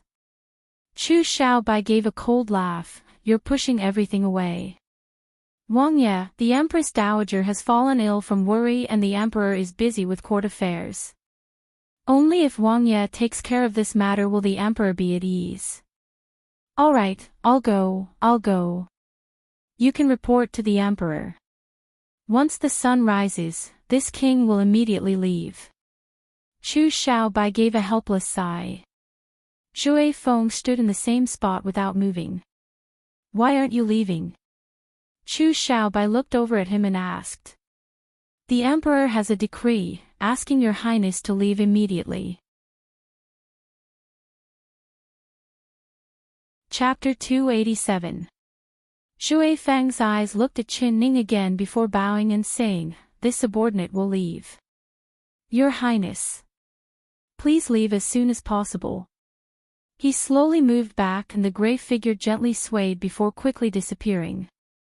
"Xiaobai, who is this Shui Feng?" Chen Ning saw this and could vaguely guess a few things. "He is the emperor's most trusted secret guard." Chu Xiaobai let out a long sigh. His face was filled with anger as he said, "This emperor uncle just likes to cause trouble for me. Ning, I have something to do in the capital, so I won't be able to accompany you for a few days. You have to take care of yourself. Also, you have to keep your distance from that brat He, otherwise he won't have any good intentions towards you." Chen Ning secretly felt this was very funny. She suppressed her laughter and nodded as she said, "All right, I understand. You can go in peace." Chu Xiaobai did not mention it and she did not ask what it was. As long as it was something related to the emperor's family, it was better to know as little as possible. "You can be assured, I will definitely come back on the day of the big hunt. I will think of a way to help you win and I will not let you be imprisoned by my third brother for the rest of your life. Ning, wait for me to come back." Chen Ning nodded with a faint smile. "Xiaobai, it's not like we're going to be separated forever, you don't need to be this reluctant." Chu Xiaobai's face turned red again. He was indeed reluctant. He had just tasted a bit of sweetness with her when the emperor's decree broke them apart. He had a stomach full of things to say, but he didn't even have time to say them. Not knowing why, he suddenly had a feeling that when he came back, perhaps she would no longer be his. "Ning, can I hug you again?" He gathered his courage and looked at her, nervously beating his heart. Chen Ning's face couldn't help turning red. Before she could say anything, she heard Shui Feng's voice sound out from outside the window again. "Your Highness is not in a rush to hug a beauty. When your Highness comes back, what is yours will still be yours." The voice was leisurely and had a hint of ridicule in it. "Shui Feng, you brat, you're seeking death." Chu Xiaobai was embarrassed and angry. He suddenly jumped out the window and turned to look at Qin Ning, saying, "Wait for me." His white robe flashed and he had already jumped into the flowers to the side. When Chu Xiaobai left, he promised that he would come back before the big hunt, but Qin Ning did not have a habit of not fighting a battle. Even if Chu Xiaobai didn't appear that day, she would not give up so easily. Since it was a hunting event, not only did it require excellent horsemanship, but it also required excellent archery. Chen Ning knew that her archery was her weak point, so she placed a few grass targets in the yard and began to practice her archery. However, archery wasn't something that could be done in one go, and a good memory wasn't enough to make every arrow hit. Every time she shot an arrow, it would either hit the edge of the target, or it would fly out of the target and land on the ground beside the target. Chen. You. Chen, he Ning again. As he. Even though Chen Ning was used to his sneaky movements, she was still shocked. Her fingers loosened and the arrow flew out of her hand. However, it flew away from its target and flew straight at Xiao Ru, who was watching from the side. Xiao Ru was stunned and stood in place, not moving at all. Xiao Ru, quickly get out of the way! Chen Ning exclaimed. Chapter 288. He grabbed the tail of the arrow in the air. The arrow tip was less than a foot away from Xiao Ru's chest. It was truly a close call. Chen Ning broke out in a cold sweat. She rushed over to hug Xiao Ru and comforted her. Xiao Ru had escaped from death. After a while, she let out a wah cry. She thanked Emo Chuan while sobbing. Bodyguard He, thank you for saving me. Emo Chuan looked at her and softly said, your young miss is practicing archery, it's not safe here. What did he mean? Was he thinking that her archery skills were too bad? Chen Ning suspiciously looked at Emo Chuan. Who would have thought that Xiao Ru would understand? She blinked and said, young miss, with bodyguard He teaching you archery, you can definitely beat that bastard highness. This servant will go help Chun Tao make some desserts. Bodyguard He, there are your favorite plum blossom cakes and lotus cakes. After saying this, she giggled and ran away. Chen Ning had told Chun Tao how to make these two desserts. After Chun Tao made them, everyone tasted them and felt that they were delicious, but they never thought that Emo Chuan would eat them the most. Chen Ning never thought that a cold assassin like Emo Chuan would like to eat sweet and crispy food. Emo Chuan's eyes slightly narrowed as he watched Xiao Ru run away. Everyone said that this girl was stupid, but she was actually quite smart when she needed to be. You have to hold the bow like this. Hold the bow between your thumb and index finger, put the arrow on the bend of your index finger, and pull the bowstring with the 3 fingers of your right hand. Emo Chuan took the bow from Chen Ning's hands and took an arrow from the side. He placed the arrow on the bow and began to demonstrate. Don't look at the target. Pull it slowly, like this. His hands loosened. Shio! The arrow flew through the air and hit the bull's eye. Good archery. Chen Ning clapped her hands and praised. Emo Chuan looked at her in a non-committal manner and gave the bow to her. You do it. Chen Ning held the bow like he did before. Emo Chuan shook his head and said, no, it's like this. His large palm reached out and grabbed her hand. Emo Chuan shook his head and said, it's not right, it's like this. Chen Ning was very serious, not noticing that the two of them were in a very intimate position. Emo Chuan's tall and slender body was tall and his long arms wrapped around her chest. Her back was leaning against his chest as her eyes lit up and she revealed a faint smile. Shoot! When Emo Chuan's voice fell, Chen Ning let go and the arrow flew out. This time it did not miss and it hit the bull eye. Not bad, you learn very quickly. Emo Chuan slightly lowered his head and looked at her. A few strands of her soft hair brushed past the tip of his nose. It was a little ticklish and carried a little sweet fragrance.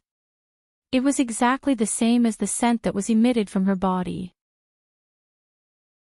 He suddenly remembered the night when she was drunk. On the empty street, he had also hugged her like this. At that time, her cheeks were red, and she was talking and laughing. She even said that he was a big bad wolf and she was a little white rabbit.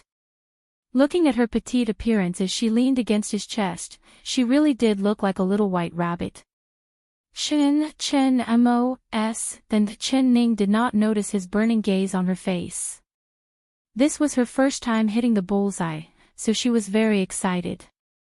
She turned around and said, Xiao He, I. She did not know that he had lowered his head and was very close to her. When she turned around, her forehead coincidentally touched his thin lips. It was like she was purposely turning her head to let him kiss her. The two of them were both stunned. For a moment, neither of them moved. Chapter 289. Chen Ning's reaction was much more natural than his. Shaking hands, hugging, and kissing cheeks to her from the modern era was just a kind of polite contact. It did not mean anything ambiguous. She was just a little embarrassed. She coughed softly and left his embrace. She faintly raised her eyebrows and picked up another arrow. She placed it on the bow and said with a smile, "This time, I'll shoot it myself. If I hit it, I'll worship you as my teacher." Mo Chuan's eyes stared right at her face and there was a strange flame in his eyes. His chest was filled with an inexplicable anger. How could she act like nothing had happened? Could it be that the touch just now was purely an illusion? Did nothing happen between them? Yeah, it didn't hit. Chen Ning shook her head in regret and put down the bow. Looking over, she saw that Mo Chuan was still in the same position without moving at all. It seemed like he still hadn't recovered from that accident. Chen Ning rubbed her nose and her face began to slightly heat up. She really didn't do it on purpose.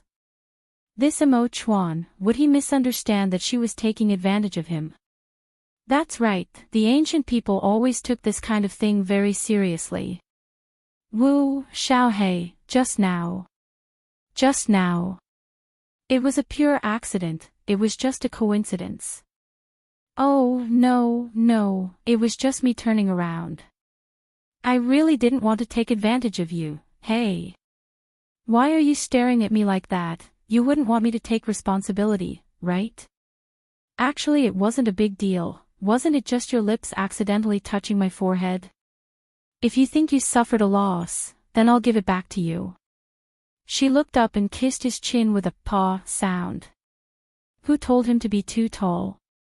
Even if she stood on her tiptoes, she wouldn't be able to kiss his forehead, so she could only use his chin to kiss him. But after kissing him, she realized that he was wearing a human skin mask and her lips were kissing a dead person's skin.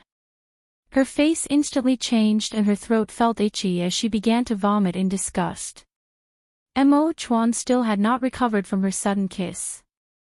Seeing her disgusting appearance, his face turned green, then purple, and then black like the bottom of a pot.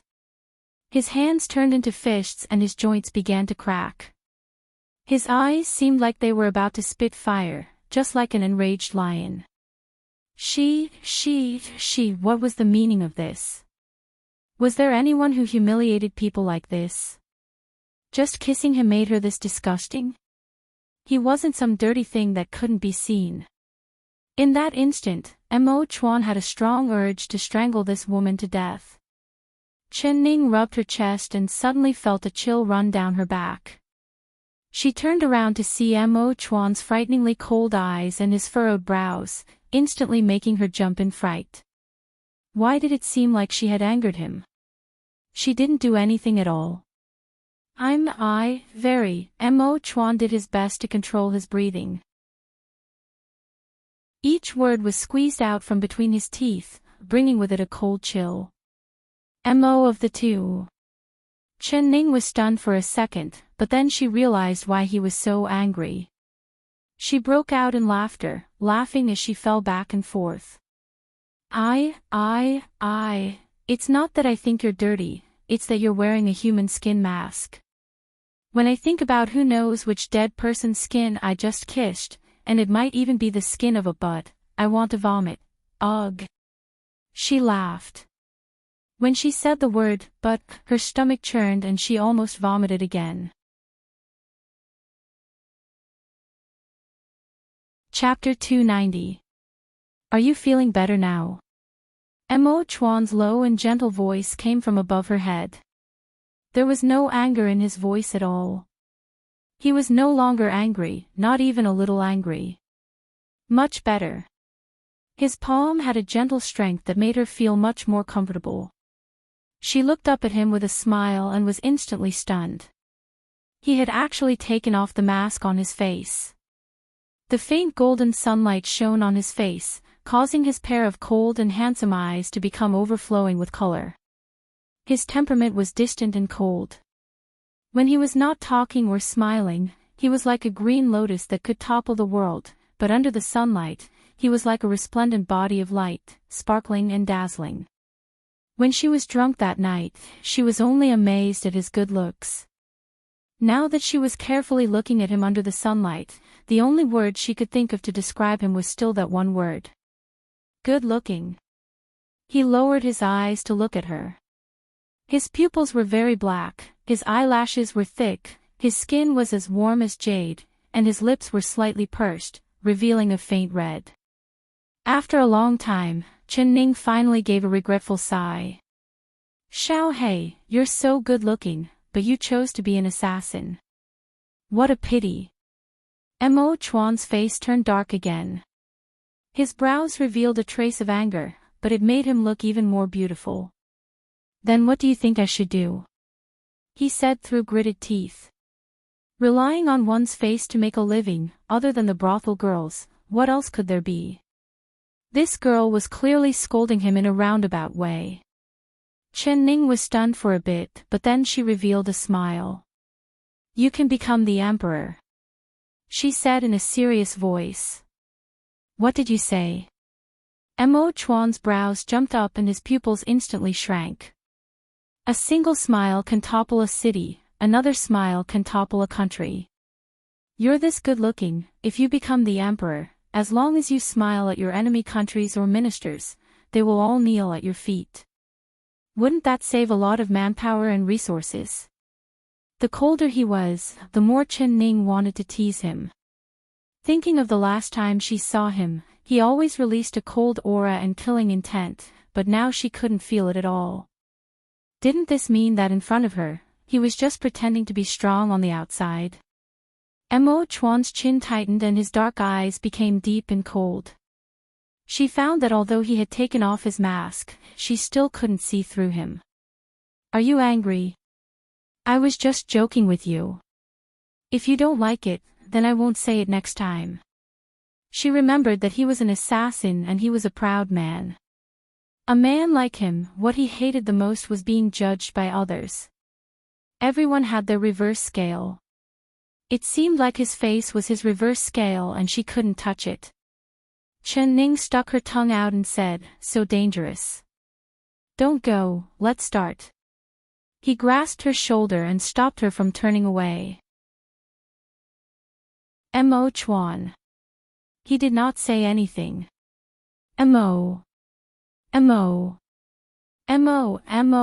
Mo Chuan. What do you mean? She blinked her eyes. Seeing his dark eyes staring at her, she suddenly understood and blushed. It turned out that he took off his mask so that she could kiss his chin again. Chen Ning was embarrassed and angry. Her clear eyes stared right at him. She wanted to see just how thick this man's skin was. Mo Chuan calmly looked at her without any ripples in his eyes.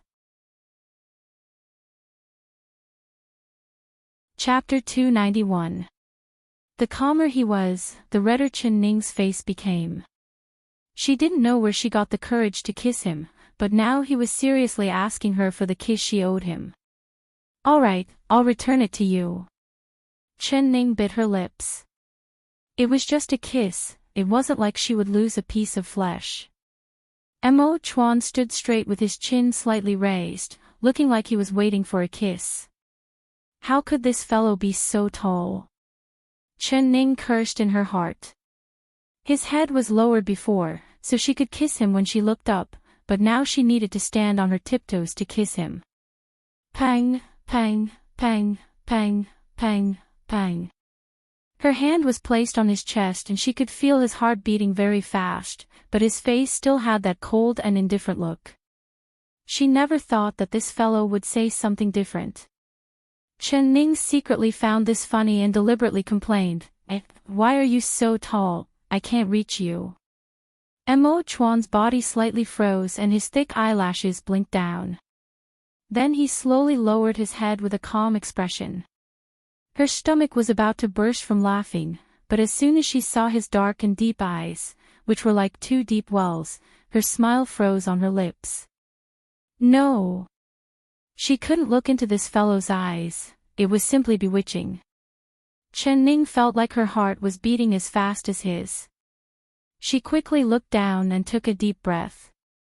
She slightly pouted her lips and kissed his chin. She was prepared to quickly finish the kiss she owed him and then leave. Dang! The sound of plates shattering came from behind them, followed by Xiao Ru's shocked scream. Young miss, what are you doing? Chen Ning quickly pushed Emo Chuan away and jumped far away from him. Her face was as red as an apple. Not far from them, Xiao Ru's mouth was wide open and her eyes were wide open, revealing a look of disbelief.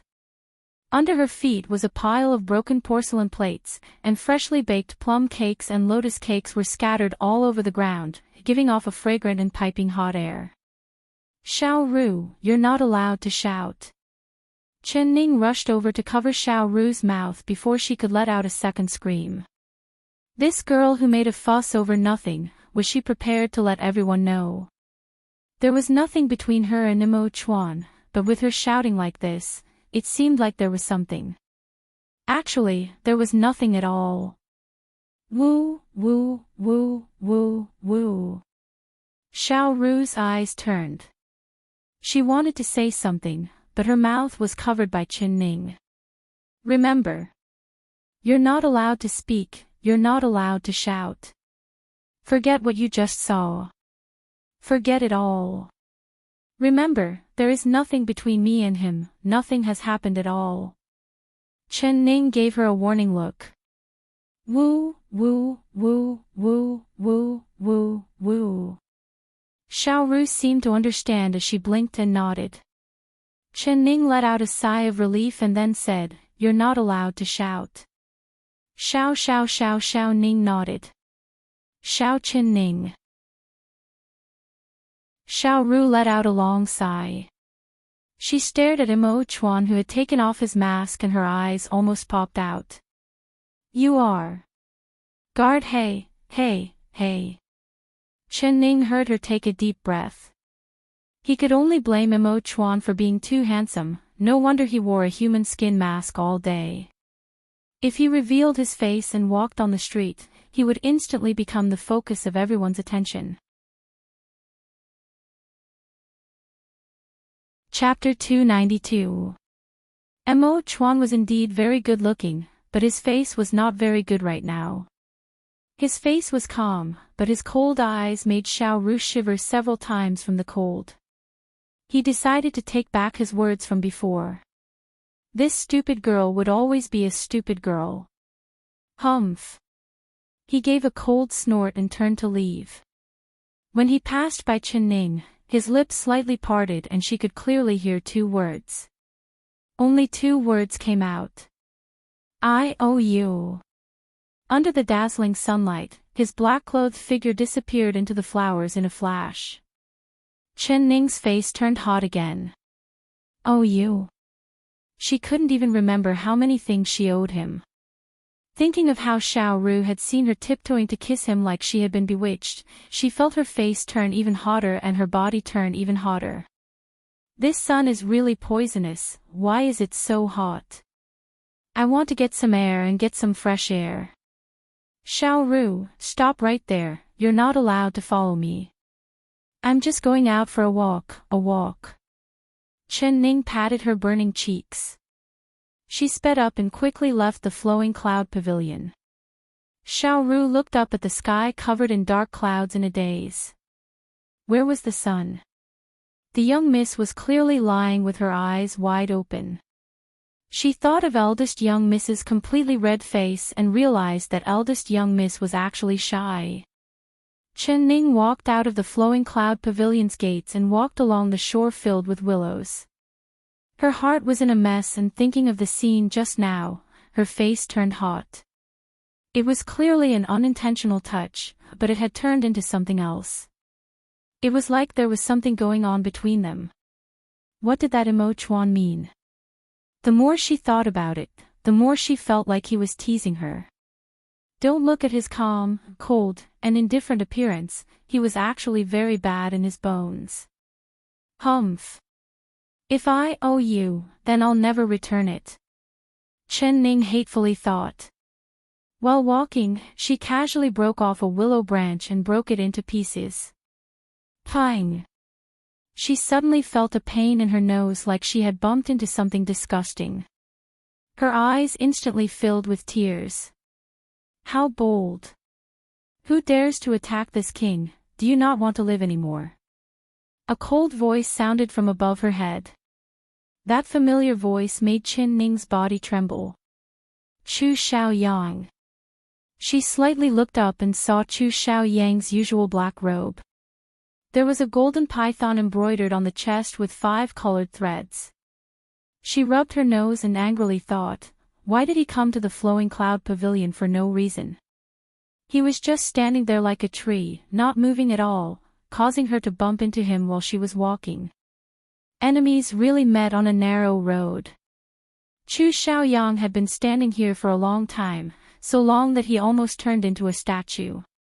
He didn't know why he had come to Little Mirror Lake.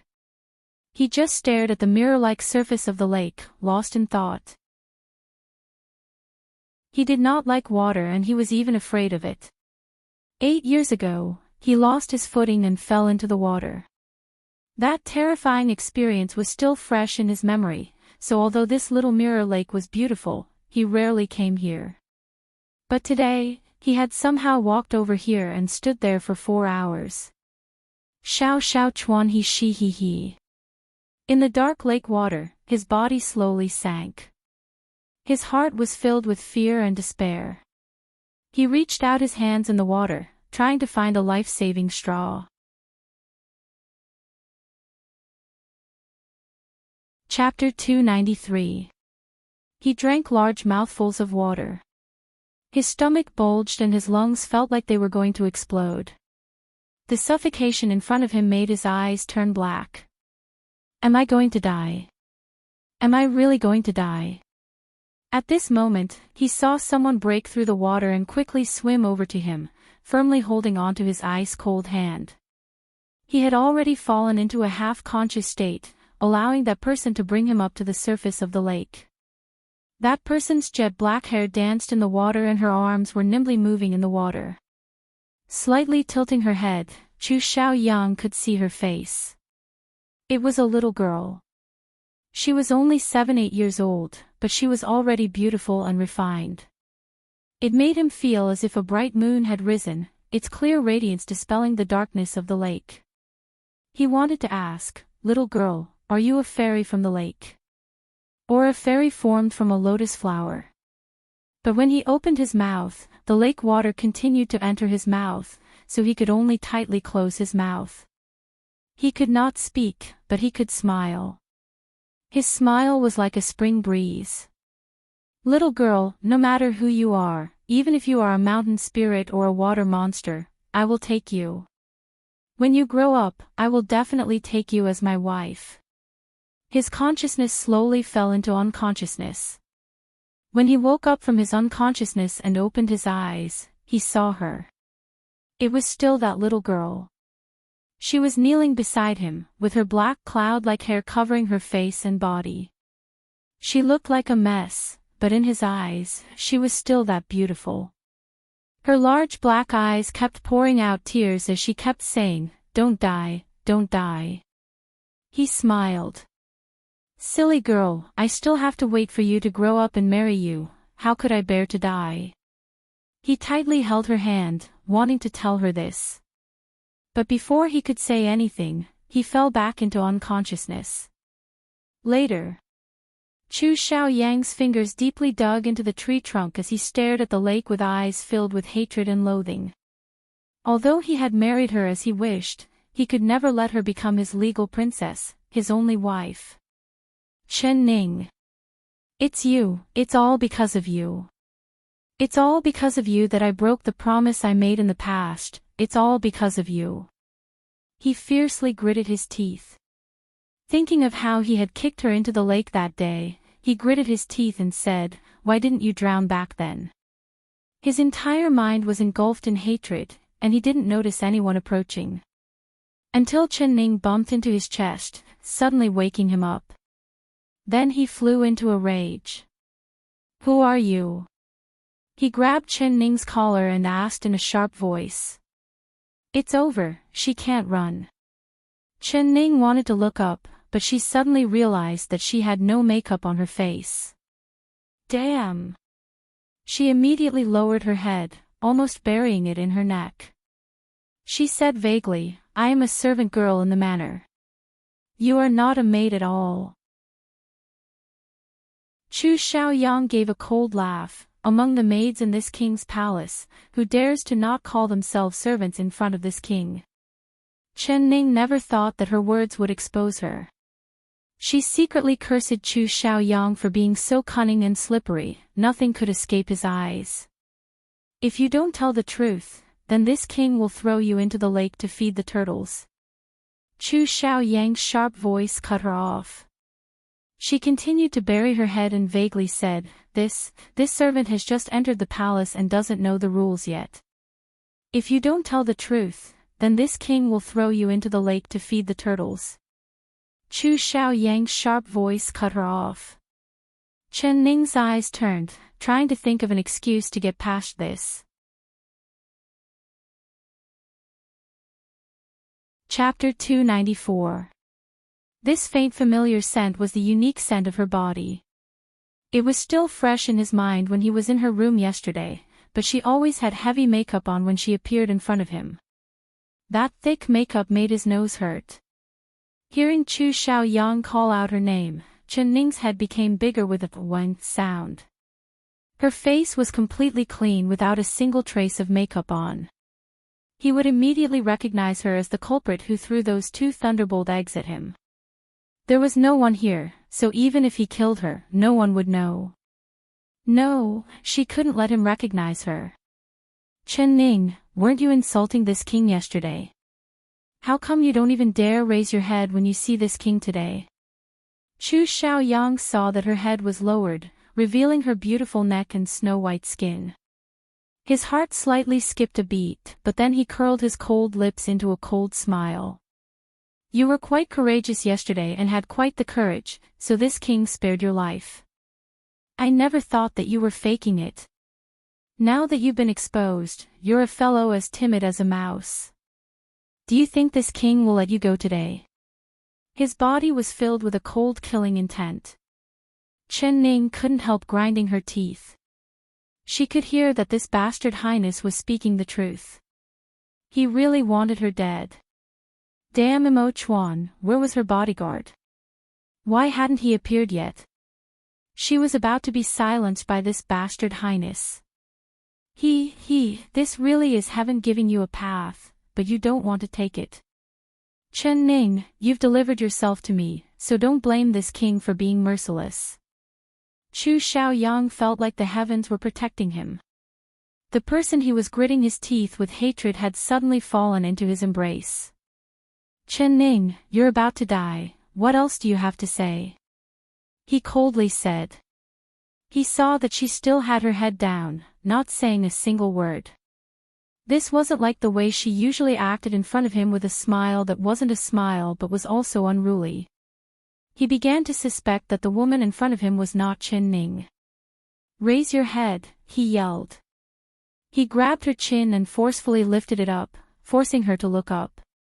His cold gaze fell on her clean face and he immediately sucked in a breath of cold air. You. Who are you? He said in a hoarse voice. Chen Ning turned her head to the side and did not even look at him. She disdainfully said, You already know the answer. Are you really Chen Ning? He pinched her chin. That familiar smooth feeling told him that it was Chen Ning without a doubt. But her face. Although she didn't have a thick layer of makeup like usual, her eyes were crooked and her mouth was crooked. Chu Xiaoyang took another look and felt a wave of disgust. He reached out and pushed her away, causing her back to hit a tree trunk. How did your face become like this? His face was filled with disgust. If he looked at her again, he would vomit. Chen Ning squeezed her big and small eyes and twisted her lips. She said in a slurred voice, This princess becoming like this is all thanks to your highness. Yesterday you broke my window and didn't send anyone to help me fix it. In the end, the wind was strong and blew all night, so this princess' face became crooked from the wind. Chin, chin, chin, chin, you of my eyes. Don't you want my life? You.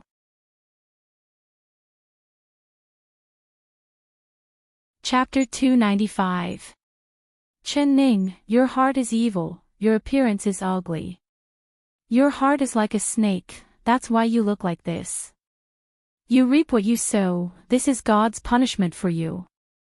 This king won't kill you, but if this king lets you die, it would be too easy on you, humph. Chu Xiaoyang waved his sleeve and walked away, not looking back again. Chen Ning waited until Chu Xiaoyang's shadow disappeared before she rubbed her face. She no longer pretended to have that crooked mouth and eyes. Her back was covered in a cold sweat. If she hadn't thought of this method in a moment of desperation, she would have lost her little life already. So dangerous, so dangerous. She wiped the cold sweat off her face and quickly walked towards the flowing cloud pavilion. Who would have thought that as soon as she entered the flowing cloud pavilion, the hairs on the back of her neck would stand up and she would feel a chill. She did not need to turn around to know what was going on. That damn Chu Xiaoyang had returned. Don't turn around, this king doesn't want to see your ugly face. It really was Chu Xiaoyang. Following that, a veil fell into her hands. Chen Ning stopped in shock. Put it on, this king has something to say to you. Chu Xiaoyang said. Could it be that when he left, he went to get her a veil? Chen Ning muttered in her heart as she put the veil on her face. Humph, how could that bastard highness be this kind? He must have thought that her face was too ugly and was afraid of dirtying his eyes, so he made her wear a veil. This was exactly what she wanted to do. It saved her the trouble of pretending to have that crooked mouth and eyes. If you have something to say, then say it. Chen Ning turned around and looked at him with a faint expression. She found that his brows were slightly knit and his eyes were staring at the haystacks in the corner, looking like he was thinking of something. She could see that the killing intent in his eyes had disappeared and his face was filled with disdain and disgust. You're practicing archery. Chu Xiaoyang's lips curled into a taunting smile. You want to win against this king on the day of the big hunt. With just your poor archery skills, you really are dreaming. He noticed that only one of the 3 haystacks had an arrow stuck in the center of the bullseye, while the rest of the arrows were scattered around. At a glance, he could tell that this was the level of a beginner. Even if she was a genius, it was impossible for her to learn archery in just 3 short days. So, she was bound to lose. It's still the same words, don't be too confident. Even if my archery skills aren't good enough, how do you know that I won't be able to beat you in 3 days? Although Chen Ning was wearing a veil, her eyes were bright and filled with determination. Very good. Chu Xiaoyang nodded. This was the Chen Ning he was familiar with. Stubborn and unwilling to admit defeat, but he would make her admit defeat sooner or later. Chen Ning, watch this carefully. He gently lifted the hem of his robe and slowly rolled up his long sleeves. He picked up the iron limb bow at the side and took out 10 long arrows from the quiver. He stretched his long arms and pulled the bowstring. Chen Ning's eyes opened wide. He had actually 10 arrows at the same time. Chen Ning had 10 arrows at once. Could it be that he knew the legendary cloud-piercing rapid arrow? Chin, a series of arrows rained down on the bullseye. Each arrow pierced through the tail of the previous arrow and split the shaft in 2. Finally, there was only 1 arrow left in the bullseye. The arrows were still shaking. If she had not seen it with her own eyes, Chen Ning would have found it hard to believe that there was such a magical archery skill in this world. Good archery skills. Chen Ning sincerely clapped her hands in praise. Chapter 296. No wonder Chu Xiaobai's expression changed when he heard that she was making a bet with his third brother. This bastard highness archery skills were not just for show. But, what did he mean by showing this skill in front of her? Chen Ning, you can't win against this king. Chu Xiaoyang's hand holding the bow slightly trembled and that iron-like bow suddenly broke in two. He threw the broken bow to the ground and coldly looked at Chen Ning from the corner of his eyes. She suddenly understood what he meant. He was here to show off his skill. He wanted her to retreat. Your Highness' continuous arrow technique is indeed beautiful, but the target is dead and the prey is alive. So, it is still too early to say who will win and who will lose. Chen Ning still had that disapproving tone. Chu Xiaoyang's heart was filled with rage. This woman was always this arrogant in front of him, never willing to lower her head and admit defeat. Chen Ning, this king wants to give you one last chance. Oh, chance. What chance? She narrowed her eyes. Chu Xiaoyang took a breath and suppressed the anger in his heart. He slowly said, this king wants you to submit a request to the court and become a concubine. As long as you give up the legal princess position, this king can spare your life and give you that date red horse. You can also live in the flowing cloud pavilion, and as long as you continue to abide by the rules of a woman, this king will not make it hard for you and will guarantee that you will not have to worry about food or clothing for the rest of your life. The way he spoke was filled with arrogance. He did not even look at Chen Ning, as if he was giving her a great gift. In Chu Xiaoyang's heart, this was already the biggest concession he could make. He wanted her to die, but now he was willing to let her keep the status of a concubine and let her live in the flowing cloud pavilion. She should be grateful to him. Interesting. Chu Xiaoyang, you really have the nerve to say these words. When Chen Ning heard this, she almost burst out in laughter. Chu Xiaoyang raised his brows and viciously said, what do you mean? Nothing. Chen Ning raised her brows and gave a cold smile. I just want to tell you that as long as I, Chen Ning, am here, the legal princess position will never fall into Chen Baiyun's hands. Chu Xiaoyang, I have never cared about the princess position, but I, Chen Ning, am not someone you can marry and divorce as you wish. If you want a divorce, it can only be me divorcing you and not you divorcing me. Don't worry, I will report to the imperial court, but I will not ask to step down. Instead, I will divorce a heartless and ungrateful person like you. Chen Ning. Shut up. Chu Xiaoyang was so angry that his face turned green. He tightly clenched his fists, wishing he could send this woman to hell. Good, very good. This king is telling you, you will only bring shame upon yourself. 3 days later, you will be imprisoned here by this king for the rest of your life and become this king's slave for the rest of your life. He angrily turned and left. In your dreams. Chen Ning curled her lips at his back. Chu Xiaoyang's footsteps slightly paused, but then he left without looking back. He felt like he had come here for nothing. He had actually gone crazy and wanted to give this ugly girl a chance to live. In the end, not only did this girl not appreciate his kindness, she even dared to say that she wanted to divorce him. This was simply too ridiculous.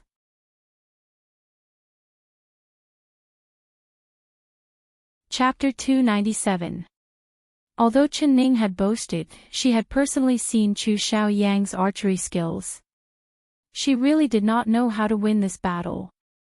She saw the broken iron bow that Chu Xiaoyang had thrown on the ground, and she did not have the heart to practice archery. Even if she trained for another 3 years, she could not compare to Chu Xiaoyang. She gloomily walked back to her room. There was no news of Xiaobai. What if he couldn't make it back before the big hunt? Even if he made it back, could he win against Chu Xiaoyang? No, she had to rely on herself. She had to think of a foolproof method. His archery skills are very good, you can't compare to him. Mo Chuan's figure appeared from the flowers. Hearing this, Ning knew that he had seen everything that had just happened. I know, but I have to win. She gritted her teeth. Why? Just for a horse. Chuan knit his pretty brows. That is indeed a good horse, but it's not the only good horse in the world. If you like horses, I can give you a better one. Of course it's not for a horse. Although I like that horse, I won't throw away my happiness for a horse. I just can't accept it, so I have to win. What if you lose? Will you be his slave for the rest of your life? Chuan's dark eyes looked at her. I won't lose. Ning raised her brows and took off her veil. Thinking that this veil was something that Chu Xiaoyang brought, she threw it on the ground and forcefully stepped on it a few times. Actually, Chu Xiaoyang, he is not a heartless person. If you really lose, as long as you lower your head to him, he won't make it hard for you. The fact that he was willing to say these words to you today means that he still cares about you. Chuan thought about it and slowly said. Cares about me? She looked up with a cold smile and said in a sarcastic voice, that's right, he really cares about me. On the night of our wedding, when I fainted from vomiting blood, he sent me to the wooden hut to fend for myself because he cares about me. On the third day of our wedding, he impatiently took Chen Baiyun as his concubine because he cares about me. He has tried to take my life for Chen Baiyun several times because he cares about me. To be cared for by a man like this, Chen Ning, am very lucky. You don't know, Chu Xiaoyang, he. Chuan had a complicated expression. Chu Xiaoyang, Chu Xiaoyang. Chen Ning cut him off with a tsk. Hearing the name Chu Xiaoyang made her head hurt. She looked at Chuan, Xiao He, who is this Chu Xiaoyang to you? Why are you helping him? Do you know that he almost threw me into the lake to feed the turtles just now? Didn't you know that he almost threw me into the lake? Chuan Chen, didn't you say that he would you? Recalling the scene just now, she couldn't help but shiver. If it weren't for her resourcefulness, she wouldn't have been able to survive until now. So, you were there just now. She was angry. Then why didn't you come out to save me? Chapter 298. If he saw my face, would he let me go? Chen Ning countered with a question. You want him to be enchanted by my appearance. Do you know that I threw 2 thunderbolt eggs at him, almost destroying his face? He clearly saw my face at that time, and if he found out that I was the one who blew him up, what do you think he would do? Thunderbolt eggs? What is that? Why don't you tell me? Chuan was filled with interest. Chen Ning's heart filled with pride when she thought of this. She did not hide anything and told him everything that had happened. After Chuan heard this, although he found it funny, he broke out in a cold sweat for her. You really are daring. Do you know what kind of martial arts Chu Xiaoyang has? How could you dare to provoke him? If it wasn't for your good luck, you would have been buried under his palm. You're not allowed to do this kind of stupid thing in the future. He said in a commanding voice. All right, I won't do it in the future. Chen Ning did not feel this was strange as she honestly nodded. I heard that Chu Xiaoyang had made a series of loud farts in the royal court not long ago. Could it be something you did? Chuan suddenly asked. The corner of his mouth couldn't help twitching. Chen Ning bent over in laughter when she heard this. I never thought that you would be so resourceful. You even know about this. Her brows lit up. Truly good things don't go out, but bad things travel 1,000 miles. I think that everyone in the capital knows about Chu Xiaoyang's disgrace, right? This is what it means to have evil retribution. You little girl, it really was you. How did you do it? Chuan wanted to laugh, but he suppressed it. I can't tell you this. If you offend me one day, I'll use this move to deal with you. Chen Ning rolled her eyes. Her sly appearance was just like that of a fox. Then do you know what the consequences of offending me are? Mo Chuan's expression did not change. He placed his hands behind his back like he didn't care at all. The more he acted like this, the more Chen Ning couldn't see through him. She stuck out her tongue and giggled as she said, I don't dare, I'm afraid you'll cut off my head in the middle of the night. If I wanted to cut off your head, why would I need to wait until the middle of the night? He looked at her. Then will you cut off my head? She looked up at him and asked. He thought about it seriously for a moment, then looked down at her with a faint smile on his face. No. He paused for a moment, then said, never. Chen Ning's heart uncontrollably beat and her cheeks seemed to turn slightly hot. She quickly lowered her head to avoid his gaze, but her heart was beating wildly like a little deer, fluttering non-stop in her heart. Chen Ning, Chen Ning, what happened to you? He didn't say anything pleasant. All he said was that he wouldn't cut off her head. Was there a need for her to be so happy? There must be something bewitching about this man. She'd better stay away from him. She despised herself as she quickened her pace, wanting to leave. Mo Chuan suddenly reached out and grabbed her arm. Her heart jumped again, but she pretended to be calm and said, what? I'll ask you one last time. Mo Chuan seriously looked into her eyes and said word for word, if Chu Xiaoyang repents and wholeheartedly treats you well, are you willing to give him a chance? His black eyes flashed with a complicated and incomprehensible light. Of course not. Chen Ning said without any hesitation, this kind of man, I think he's dirty.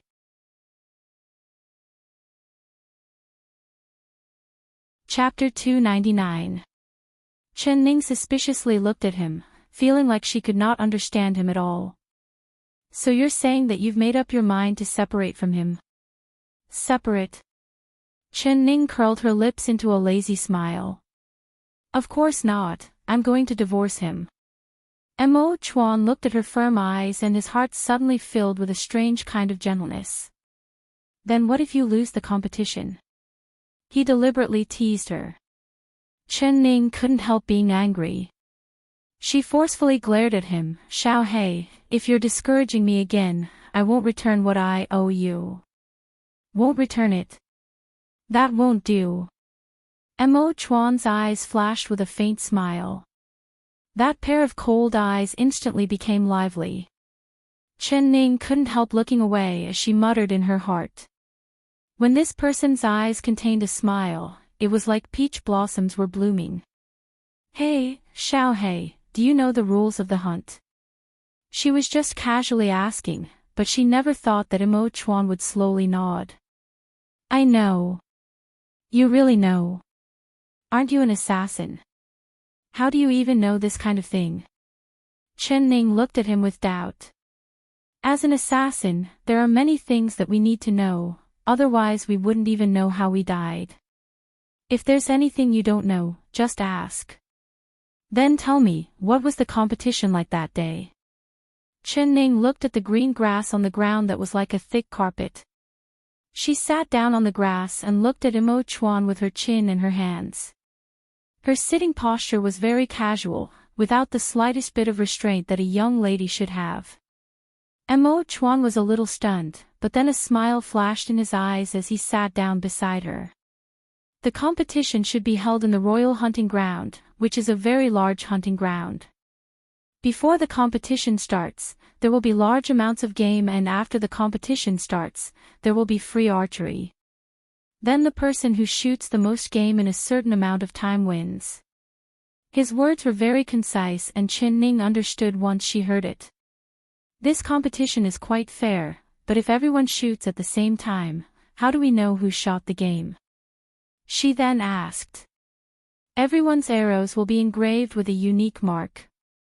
In the end, when the prey is inspected, the one with the most arrows will be the one to win. Mo Chuan paused for a bit before saying, every time the royal family hunts, King Ding Yuan will always be the champion. He can shoot 20 cloud-piercing arrows at the same time and can hit different targets. The move he showed you today was not his true strength. Chen Ning couldn't help taking in a cold breath as she said, 20 arrows.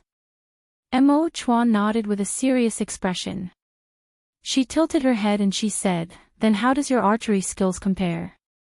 Your martial arts are so much higher than his, so your archery skills should not be too far off. Do you want to hear the truth?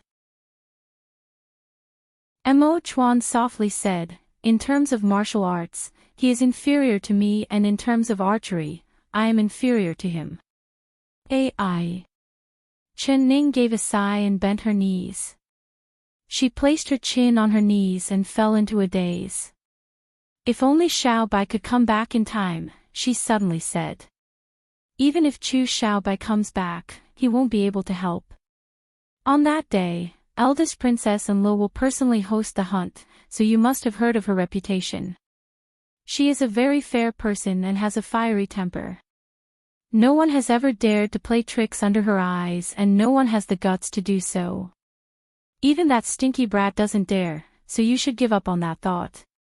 Mo Chuan coldly looked at her.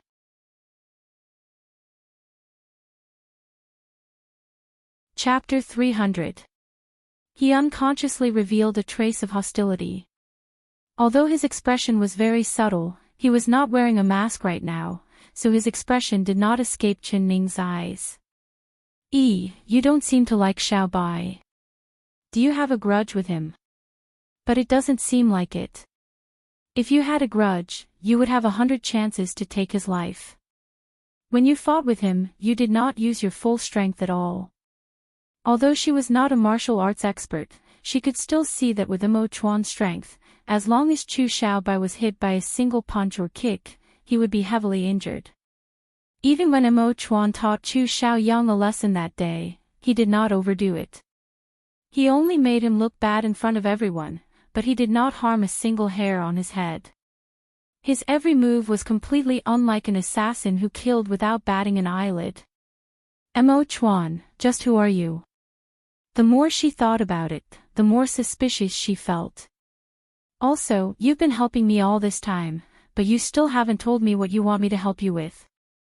When it's time to tell you, I will naturally tell you. You just need to know that I will not harm you. After he said this with an expressionless face, he casually stood up. He left her with an unfathomable back before disappearing in a flash. Chen Ning angrily pulled out a blade of grass and chewed it in her mouth. Was having good martial arts and archery skills that amazing? These men only knew how to show off in front of her.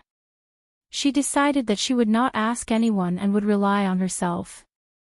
She had to win against that bastard Chu Xiao Yang at the spring hunt. If they really compared horse riding and hunting skills, even 100 Chen Nings couldn't compare to a single Chu Xiao Yang. But who said she couldn't win? She suddenly narrowed her eyes and revealed a proud smile. For the next 3 days, she did not even leave the flowing cloud pavilion's gates. She did not ride a horse or practice archery, living a very leisurely life.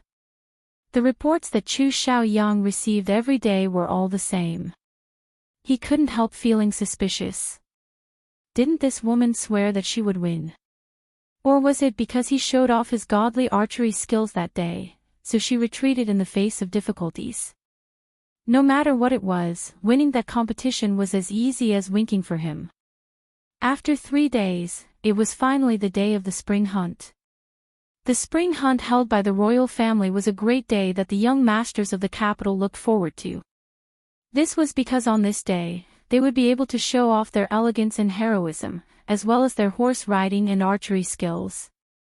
If they could enter the emperor's eyes, their future would be limitless. But they heard that the one hosting this year's spring hunt was not the emperor, but rather eldest princess and Lo, but this did not stop the excited hearts of these young masters. This was because they had all heard a piece of news. The famous King Ding Yuan had made a bet with his princess, betting on who would come out on top in this year's hunt. There was actually someone that dared to bet with King Ding Yuan who had godly archery skills. Everyone knew that King Ding Yuan and his legal princess were like fire and water. If the two of them were to participate in the hunt together, it would be a very wonderful scene. Of every of the royal family. 2. Every royal, every. There were even people who set up a bet in the largest gambling house in the capital to see who would win that day. Almost everyone placed their bets on Chu Xiaoyang's side. When this news reached Chen Ning's ears, she smiled as she took out the 4,000 silver coins and gave it to Xia He. Chapter 301. The royal family's hunting grounds were located on the outskirts of the capital city. It covered a large area, covering 2 mountains. Chu Xiaoyang and Chen Ning left the king's palace early in the morning. Bringing a group of servants, they headed to the outskirts of the capital city. The two of them were riding on the jade flower horse and the date red horse, walking side by side. Chu Xiaoyang was wearing a purple robe that made his figure seem even taller. Riding on the jade flower horse, he looked like he was flying, looking like jade. He won the praise of the citizens on both sides of the street. Chen Ning was wearing the light blue hunting clothes that the eldest princess had given her. Her face was covered with a veil, which caused the surrounding people to talk about her. It's been said that the Ding Yuan princess is an ugly monster. Seeing it today, it seems like it's true. That's right, otherwise why would she wear a veil and not dare to see people? She really is ugly. It's a pity that the handsome King Ding Yuan has married such an ugly woman as his princess. The discussions of the crowd inevitably reached Chu Xiaoyang's ears. He who was in high spirits was instantly filled with shame and anger. He fiercely glared at Chen Ning beside him. Take off your veil. All right. Chen Ning was very straightforward.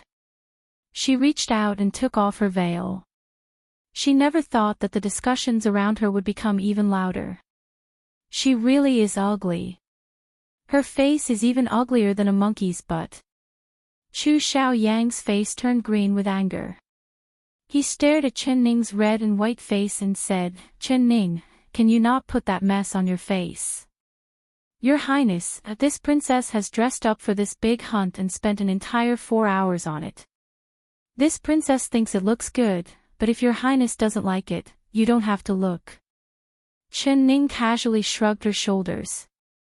After she took off her veil, she looked left and right in an unrestrained manner, earning a wave of boos. Put on the veil. Chu Xiaoyang felt like his face was so hot that he could make a pancake on it. I'll wear it just because you want me to. What do you think I am? Your maid. Chen Ning raised her brows. Seeing that Chu Xiaoyang's nose was crooked from his anger, she slowly put on her veil. Chu Xiaoyang's temples began to throb in pain. He angrily pulled on the horse's reins and squeezed the horse's stomach. The jade flower horse charged forward, leaving Chen Ning far behind. Chen Ning was not in a rush as she slowly rode her date red horse forward. Even if Chu Xiaoyang ran faster, he would still be able to catch her. Sure enough, before she reached the gates of the hunting grounds, she could see Chu Xiaoyang's figure in the distance. You're slower than a tortoise, he growled, as she rode nearer. Chen Ning did not even look at him. She looked at the flags waving in the hunting ground, the strong horses, and the brave young men riding on the backs of the horses. It was very lively. She revealed a smile and praised, "Today is a good day for hunting." Chu Xiaoyang looked at the young men's faces and he couldn't help clenching his fists. How many lifetimes has this ugly woman not seen a man before? Damn! Chen King. Chen Xiao Chen of Chen Ning. The little eunuch in charge of welcoming them greeted them at the entrance of the hunting grounds. He led them into the hunting grounds to see the eldest princess. Chen of people of the Ling them in, by the Chen of the king, the crowd. In. She was riding on a tall, snow-white horse. Her bright red hunting clothes made her look spirited and full of heroic spirit. Beside her was a pure black horse with a young man wearing a snow-white robe. His face was as white as snow and his face was like a painting. He was cold and elegant, just like a person from a painting. Chen Ning knew that the white-robed handsome young man was without a doubt Yiting Xian.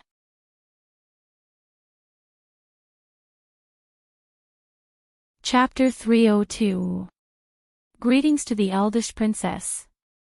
Chu Xiaoyang and Chen Ning dismounted and walked into the crowd to greet the eldest princess. Ning, is that you? Why are you wearing that thing on your face? Come, meet my husband. The eldest princess ignored Chu Xiaoyang and waved at Chen Ning.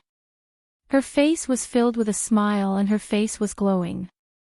Chen Ning walked over with a smile and bowed to Yiting Xian. This one greets husband Yi. Yiting Xian's face was cold as he sat on his horse. Other than the eldest princess, he ignored all the people trying to curry favor with him. At this time, he slightly lowered his eyes and looked at Chen Ning. He raised his hand and said, "No need to be so polite." He didn't like crowds, and he didn't like talking. These words were already a rare honor for him. The eldest princess jumped off her horse and held Chen Ning's hand with an affectionate expression. Seeing this, the jaws of the surrounding noble juniors all dropped. They all wanted to flatter the eldest princess, but the eldest princess didn't care about them at all. Other than Yiting Xian, she didn't even show a smile to anyone. Who would have thought that when the Dingyuan princess arrived, the eldest princess would change into a different person? Not only did she smile, she even held the princess' hand and whispered to her. Was there something wrong with her eyes and was she seeing things? Ning, I heard that you made a bet with that stinky brat, is this true? The eldest princess pulled Chen Ning to the side and asked with a worried expression. It's true. Chen Ning nodded with a smile. The eldest princess took in a cold breath and looked at her in disbelief. You actually made this bet with him? Don't you know that this stinky brat knows how to use the cloud-piercing arrows? And the arrows don't miss? This, I also know. Chen Ning said with a smile. Then you still made a bet with him. Aren't you going to lose without a doubt? What are you betting on? Tell this princess, what kind of treasure do you fancy? Chen Ning pointed at the date-red horse behind her. It's this horse. If I win, the horse will be mine. If I lose, I will have to kowtow to him and give up my position. When the eldest princess heard this, she flew into a rage. She forcefully swung the horse whip and scolded, "Shameless brat, daring to bully my sister. Ning, you don't need to worry. This princess will order you to cancel this bet, this stinky brat won't dare disagree." She angrily charged out to find Chu Xiaoyang, but Chen Ning held her back with a smile. Princess Royal, please don't be angry. I will definitely win this bet. How? How will you win? Do you know the rules of the hunt? The one who shoots the most prey wins, there is no cheating. Although this princess is a noble princess, I can't be biased towards you. Eldest princess can be assured, I also know the rules. Since it's a bet, it has to be fair. I will make sure he loses convincingly. Chen Ning smiled as she looked at Chu Xiaoyang not far away. Are you sure you can win? The eldest princess didn't believe it at all. You, Chen Ning, Chen King, Chen Ning, Chen Ning, Chen. Does the eldest princess not believe in Ning's archery skills? Chen Ning smiled as she tried to keep her in suspense. Alright, since you say this, I'll believe you. But you don't need to be afraid. If you lose and that stinky brat dares to bully you, I won't forgive him. I'll accept my loss. Chen Ning said with a smile, Eldest princess, it's getting late, we can start now. The eldest princess nodded. She jumped onto the white horse and her phoenix eyes were filled with power as she looked over the crowd.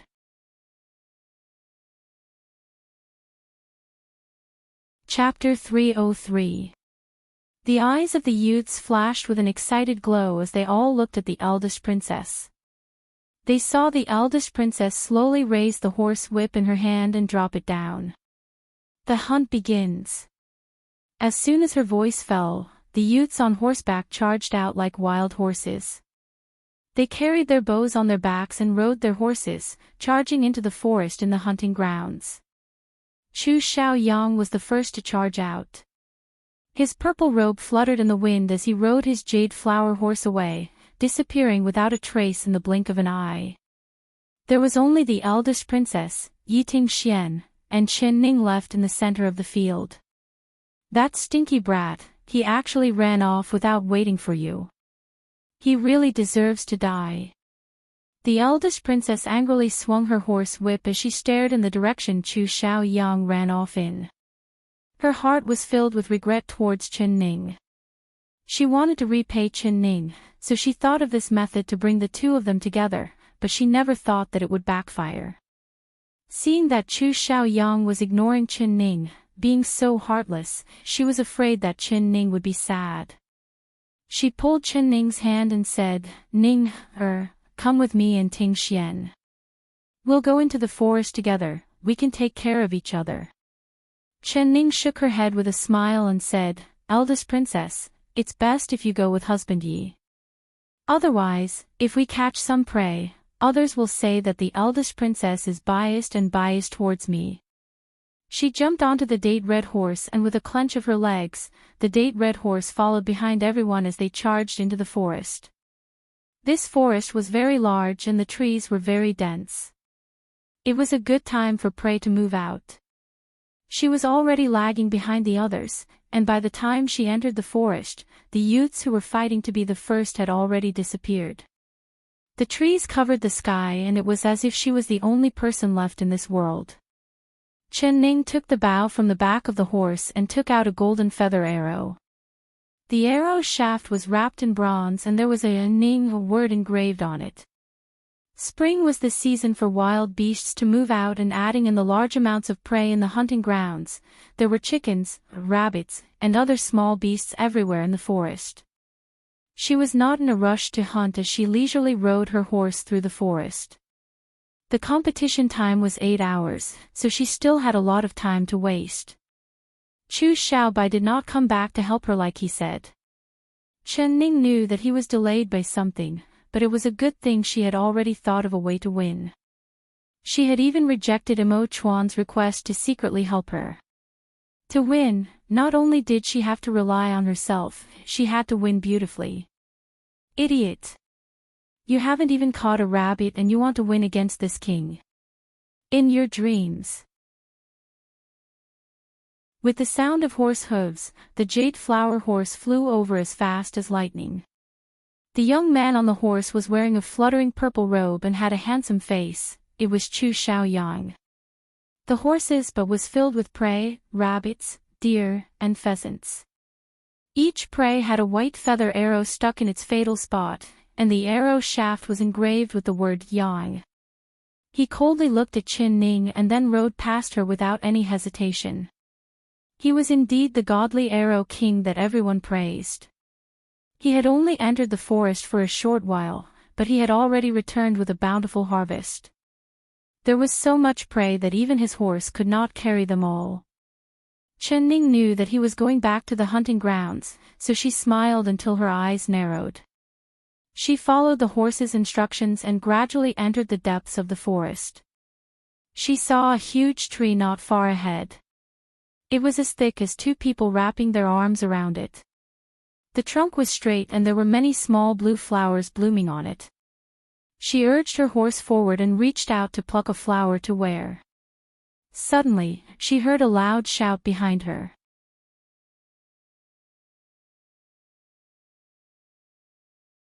Chapter 304.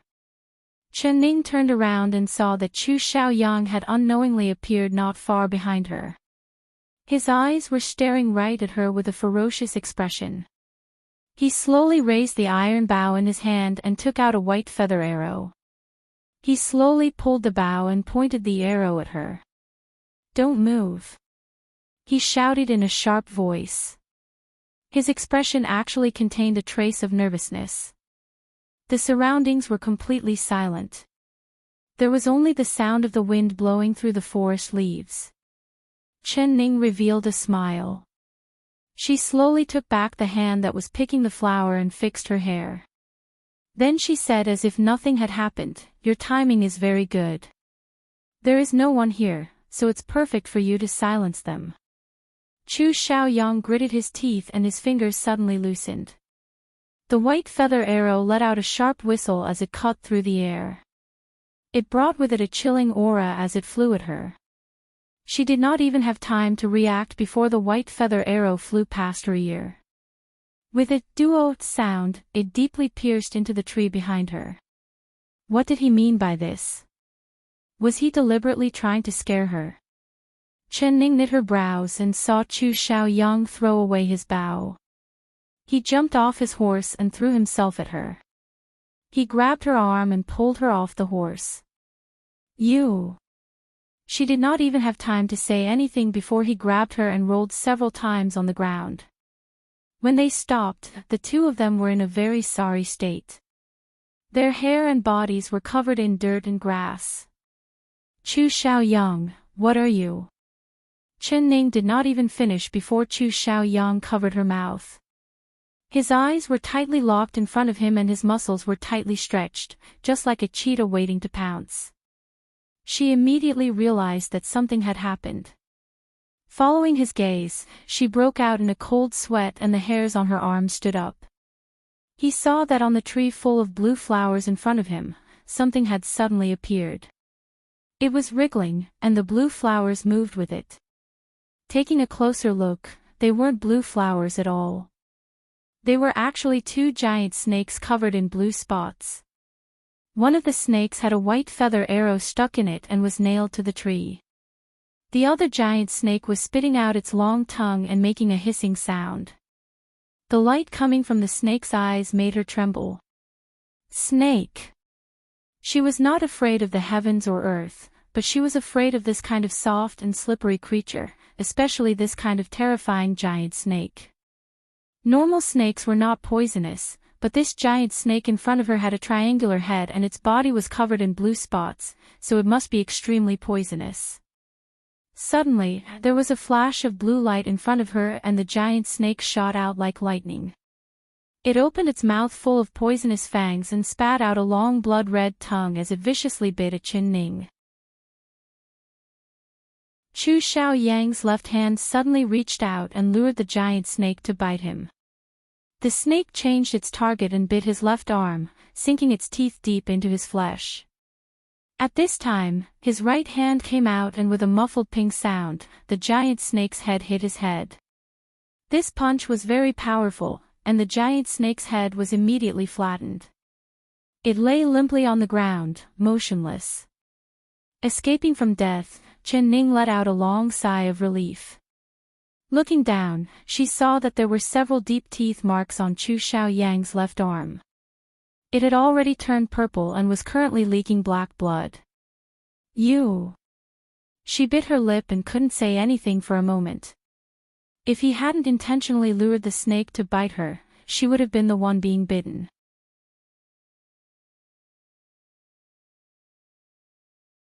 Chapter 305.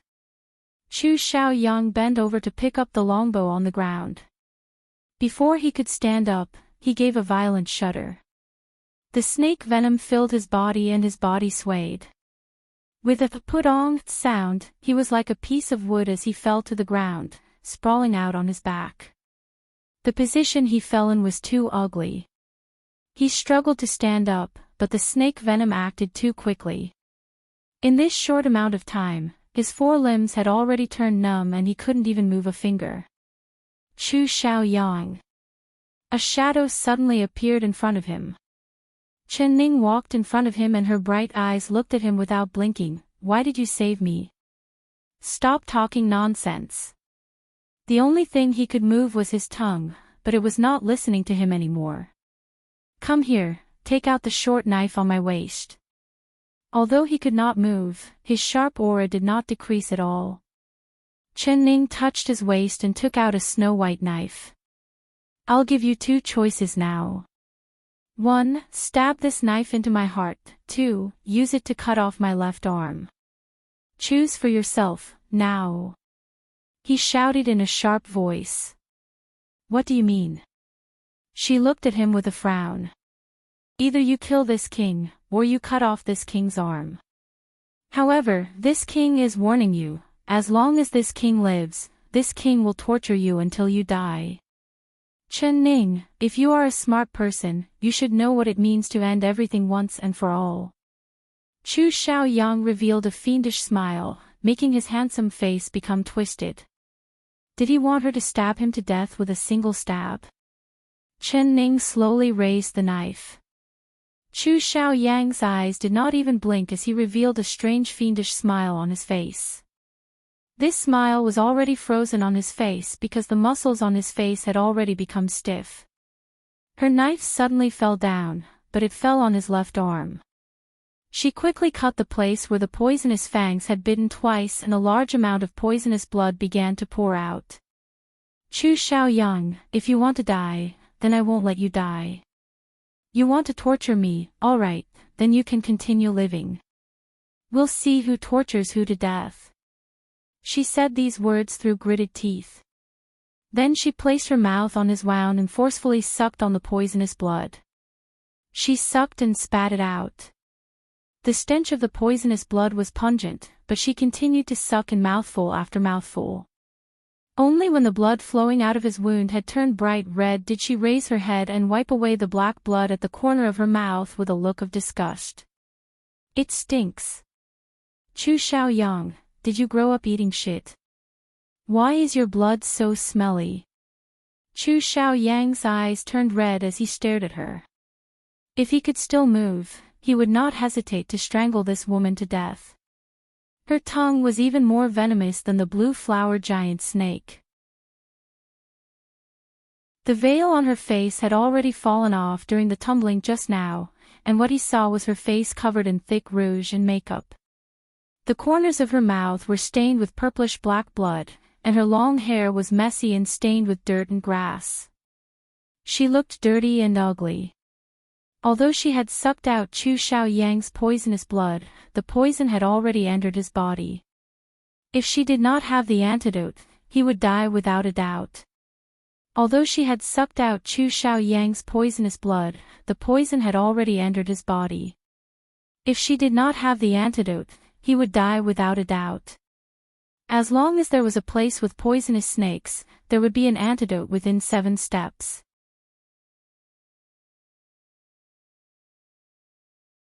Chapter 306. Could this ash-white mushroom be the antidote to the snake's poison? She didn't care if it was or not. She picked up a few mushrooms and returned to Chu Xiaoyang's side, directly shoving them into his mouth. Eat it. Woo, woo, woo. I'm not eating it. Chu Xiaoyang forcefully gritted his teeth. His eyes seemed like they were about to burst into flames as he angrily stared at Chen Ning. What did this ugly girl think he was? A rabbit. She was actually giving him raw mushrooms. Rabbits did not eat mushrooms. Not to mention that he hated mushrooms the most. You're not eating it. You have to eat it even if you don't want to. Chen Ning actually understood his meaning. His muscles were stiff and his teeth were not tightly clenched. She pinched his chin and shoved the mushrooms into his mouth one by one. Chu Xiaoyang's cheeks puffed up and his mouth was filled with raw mushrooms. He was so angry that his lungs were about to explode. Why are you staring at me? Quickly swallow it. These mushrooms are the antidote to the snake's poison. If you don't eat it, you'll die. Chen Ning did not want to explain, but when she looked down and saw his puffed-up face, he looked like an angry toad. Her mood suddenly became much better. So she was trying to save him. The anger in Chu Xiaoyang's eyes slightly extinguished, but it quickly burned again.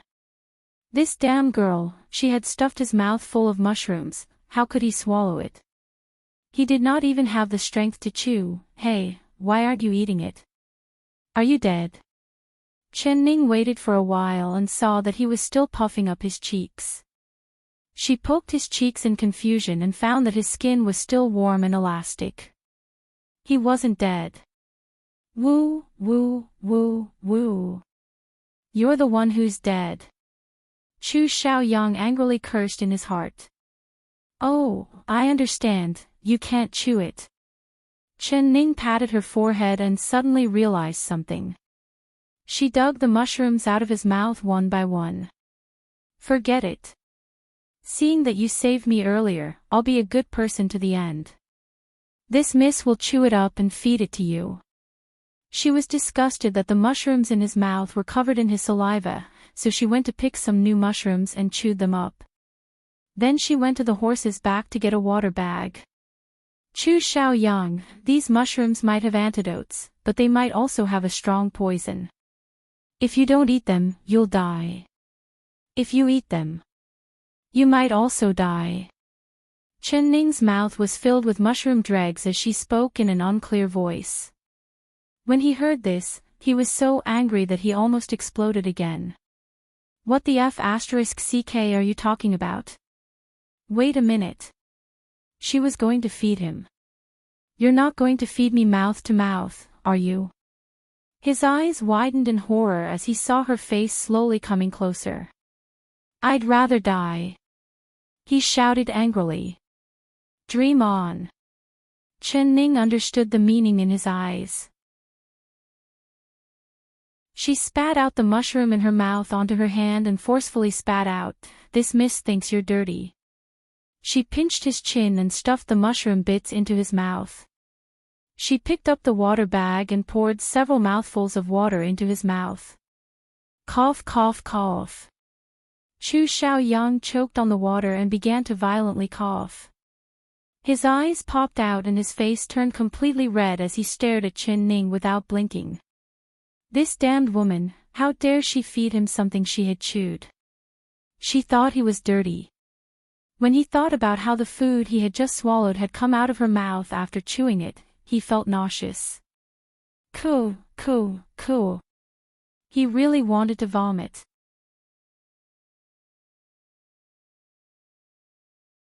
Chapter 307. She picked a large handful of mushrooms this time and stuffed them all into her mouth. Then she spat out a large pile of mushroom dregs. Chu Xiaoyang stared at the mushroom dregs in her hand and forcefully gritted his teeth. He couldn't eat it. He couldn't eat it no matter what. Chen Ning completely ignored his resisting eyes. She opened his chin and stuffed the mushroom dregs into his mouth before pouring down another bag of water. Cool. Chu Xiaoyang coughed until tears came out. If he could move, he would have killed her without any hesitation. Chen Ning had really stumbled into this by accident.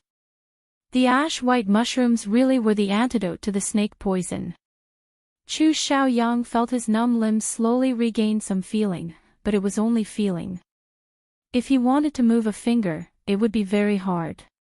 But he understood in his heart that his life had been saved. But he did not feel any gratitude towards Chen Ning at all. Thinking of the mushrooms she had fed him mixed with her saliva, he was filled with shame and anger. His eyes wished he could poke a hole in Chen Ning's face. Look at your disdainful expression. Is it because you feel uncomfortable eating this princess's saliva? Chen Ning hugged her knees as she sat beside him, looking at him with a smile. She saw the anger in his eyes and quickly understood the meaning in his eyes. Chu Xiaoyang's face turned purple like an eggplant. Could this ugly woman not mention the word saliva? What, you don't want others to know about this? Chen Ning blinked and once again guessed what he was thinking. Chu Xiaoyang tightly pursed his lips and forcefully looked to the side, not looking at her at all. Woo, of course you don't want others to know. Alright, I won't tell anyone, but I have a request. Chu Xiaoyang's eyes turned back and he suspiciously stared at her. I want to win. Chen Ning raised her brows and said word for word. Woo, woo. In your dreams. He glared at her. This isn't up to you to decide, it's up to me now. Chen Ning patted the dirt off her body and stood up. She giggled as she walked beside the jade flower horse. The horse was filled with game and she unceremoniously took it all off. Chu Xiaoyang stared at her without blinking. He did not understand what she was doing. Ze, your arrows truly do not miss. You are truly worthy of being called the Divine Arrow King by everyone.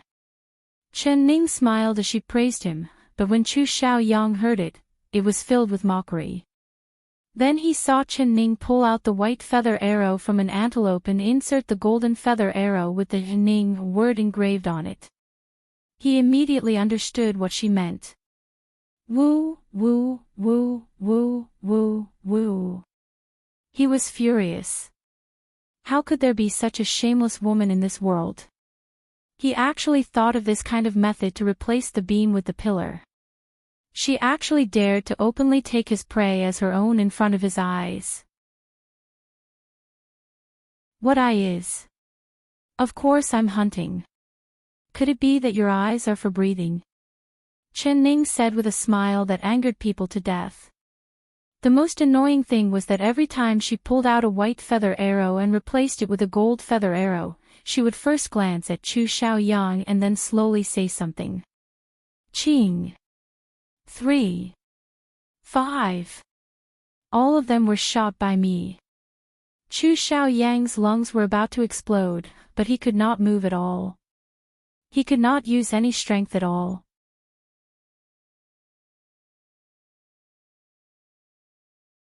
Chapter 308. Chen Ning placed a large pile of golden arrows on the date red horse's back. Of course, she also left a few normal pheasants and rabbits for Chu Xiaoyang.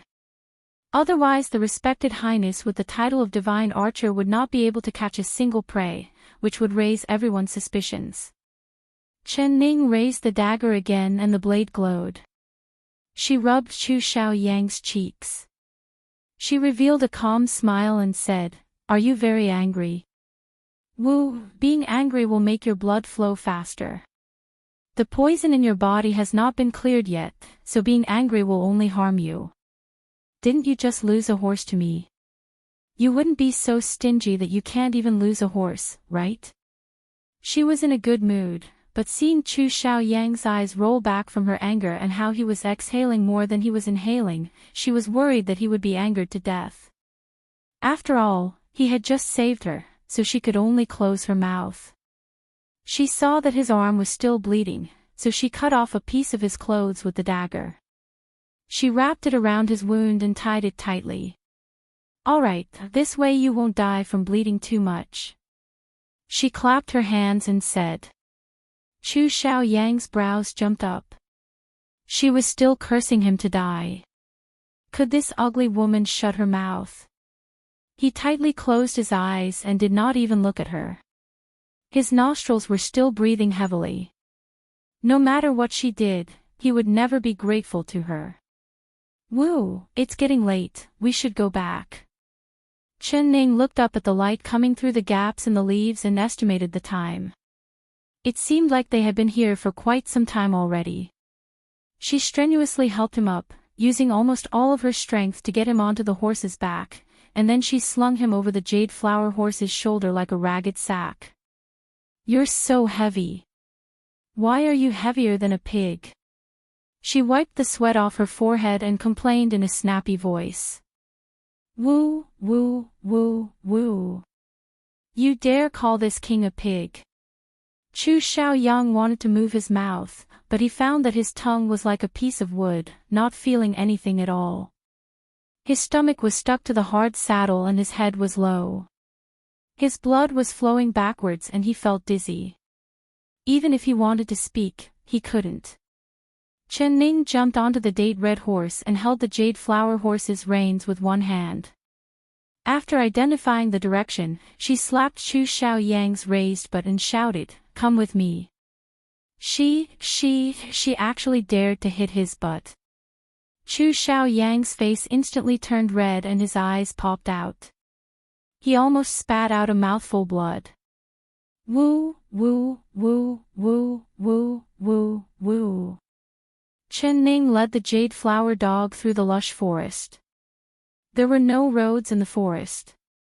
Chu Xiaoyang came here every year to hunt, but this forest was very vast. Even he did not know where they were or how far they were from the center of the hunting grounds. But Chen Ning did not hesitate at all when she found the direction. It was as familiar as if she had returned to her own home. An hour later, they had already passed through the forest. In the distance, they could see banners fluttering in the wind, and laughter and clamor. Many youths that had just returned from hunting were happily gathered together, showing off their archery skills and prey. Chen Ning led the jade flower horse into the hunting ground. Look! The Ding Yuan princess is back. There seems to be a large fellow on the horse beside her, perhaps it's a large wild boar. That's not a large wild boar, it's more like King Ding Yuan.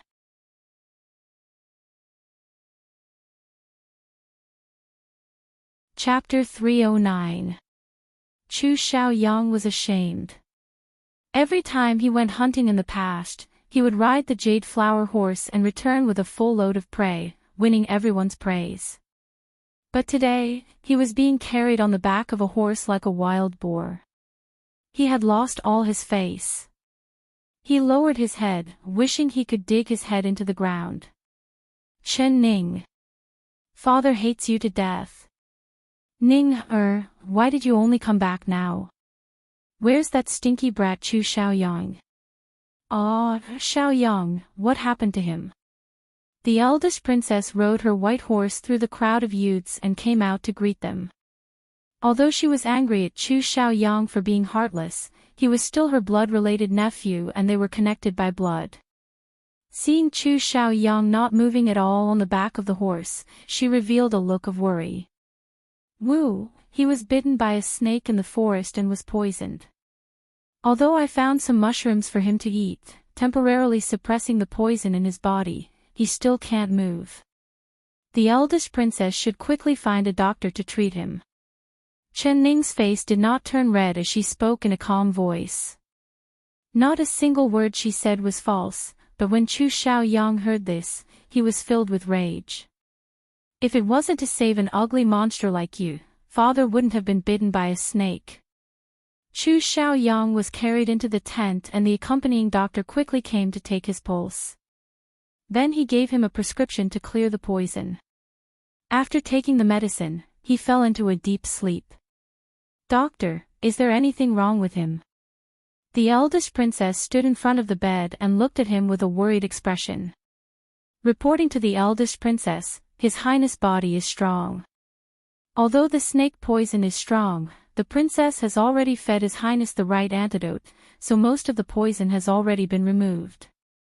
After taking this humble minister's medicine, when His Highness wakes up, the poison in his body will be completely cleared.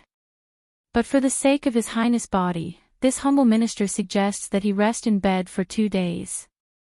The imperial physician answered respectfully and bragged about his medical skills without leaving a trace.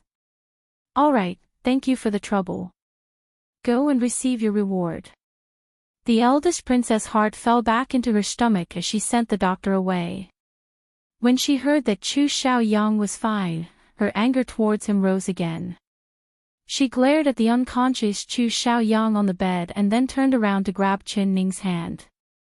Ning, it's all thanks to you saving this stinky brat's life, otherwise he would have already gone to hell. When he wakes up, I will fiercely scold him. If he doesn't treat you well, this princess will tell my royal brother to divorce that concubine and punish him by never taking another concubine. He will only recognize you as his wife in the future. Chen Ning was shocked and she shook her hands.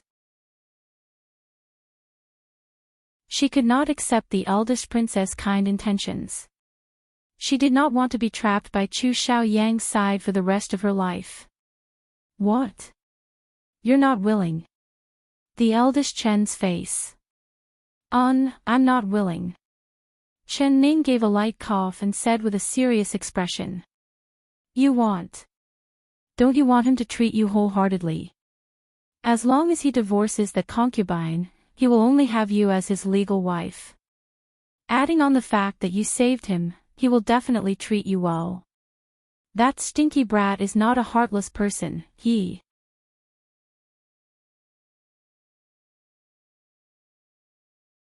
Chapter 310. You don't like him. In the past, you. The eldest princess hesitated. I was blind in the past, that's why I liked him. Now that he has a woman he loves and has abandoned me, I, Chen Ning, am a person with integrity. If he doesn't want me, then I don't care about him. If the eldest princess really wants to help Ning, I want to ask the eldest princess for a favor. Chen Ning looked at the eldest princess. Good. Well said, Ning, I really didn't misjudge you. Us women, why should we lower ourselves to men?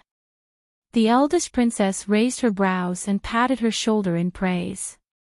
She said in a straightforward manner, just say whatever you want. As long as this princess can help, this princess will help you fulfill your wish. Chen Ning's words were to her liking and she couldn't help but treat Chen Ning as a close friend. Yiting Xian stood on the side without making a sound. His eyes lit up as he looked at the eldest princess and then he gave a slight nod. He had already guessed what Chen Ning wanted, only. His eyes fell onto Chu Xiaoyang's face on the bed and his two handsome brows slightly knit. This King Ding Yuan, he did not seem like a cold and emotionless person. Could there be some secret behind this? Ning wants to ask the eldest princess. I want to separate from Chu Xiaoyang and I ask the eldest princess to bring Ning into the palace to see the emperor. Ning wants to ask the emperor for a decree to divorce my husband. Chen Ning's eyes were filled with determination as she said this without any hesitation. What did you say? You want to separate from him? You want to divorce your husband? The eldest princess was shocked as she looked at Chen Ning with a look of disbelief. She saw Chen Ning's determined expression and knew that she was not joking, she was serious. But Ning, this is an impossible matter. If you want to separate, perhaps the emperor will agree, but divorce your husband? There has never been such a precedent in my West Chu country.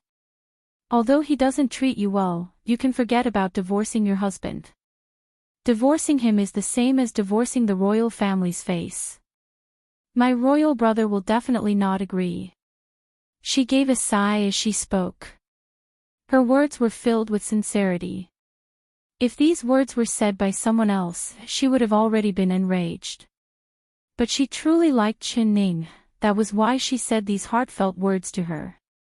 Chen Ning's heart was filled with gratitude as she nodded and said, many thanks for the eldest princess reminder.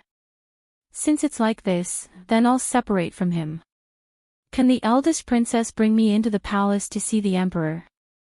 Her eyes flashed with an expectant light. She knew that Chu Xiaoyang would never bring her into the palace, only the eldest princess could help her with this matter. She believed that she could convince the emperor to agree to her request. Although she had never met the emperor before, she had heard of him. For example, the marriage between her and Chu Xiaoyang was decided by the emperor's personal decree. This showed that the emperor valued her father, so he fulfilled her wish. Since the emperor could agree to her marriage for General Shen, he should also agree to her divorce for her father's sake.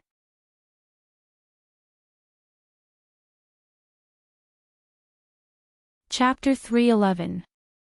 Chen Ning's eyes looked over at the silent Yiting Xian beside the eldest princess.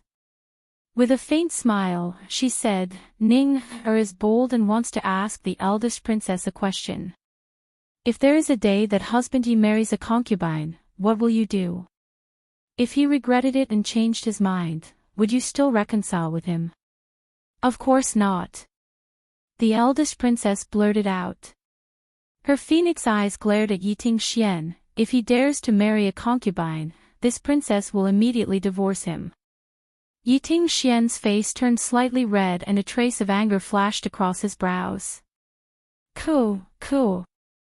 Chen Ning quickly pouted her lips at the eldest princess. The eldest princess finally realized her slip of the tongue and immediately said, "Of course, Ting Xian will not betray me, he will definitely not marry a concubine. This princess is very lucky, being able to meet a person like him who treats this princess wholeheartedly." Her flattery was just right. Chen Ning couldn't help secretly finding this funny. Yiting-Xian gave a snort and whispered in the eldest princess' ear, "Next time you speak without thinking, this prince will also divorce you." This sentence was so low that only the eldest princess could hear it. His words could be considered disgraceful, but not only was the eldest princess not angry, it was like she had eaten a spoonful of honey. The man she liked should be like this, he definitely wouldn't follow her orders just because of her identity as the eldest princess, not giving her any face. Cool. Chen Ning looked at the eldest princess and Yiting-Xian's affectionate and sweet appearance. She was happy that the two of them were in love, but she couldn't help reminding the eldest princess that there was an outsider like her in front of them. The eldest princess finally came back to her senses. Her heroic face had a blush that added a bit of charm to it. "Ning, I understand your meaning. Since you've already made your decision, this princess will of course think of a way to fulfill your heart." There was still a bit of regret on her face as she stared at Chu Xiaoyang on the bed and said, "It's all this brat's fault, letting down a good girl like you." Chu Xiaoyang's eyes were closed, but his brows moved a bit, but he was still in a deep sleep. The eldest princess thought about it and said to Chen Ning, "It isn't hard for you to enter the palace. Every year on the 10th day of the 4th month, the palace will hold a flower banquet, inviting all the ministers and families to the palace to enjoy the flowers. This princess will send a decree this year and have Chu Xiaoyang bring you into the palace. This brat won't dare disobey.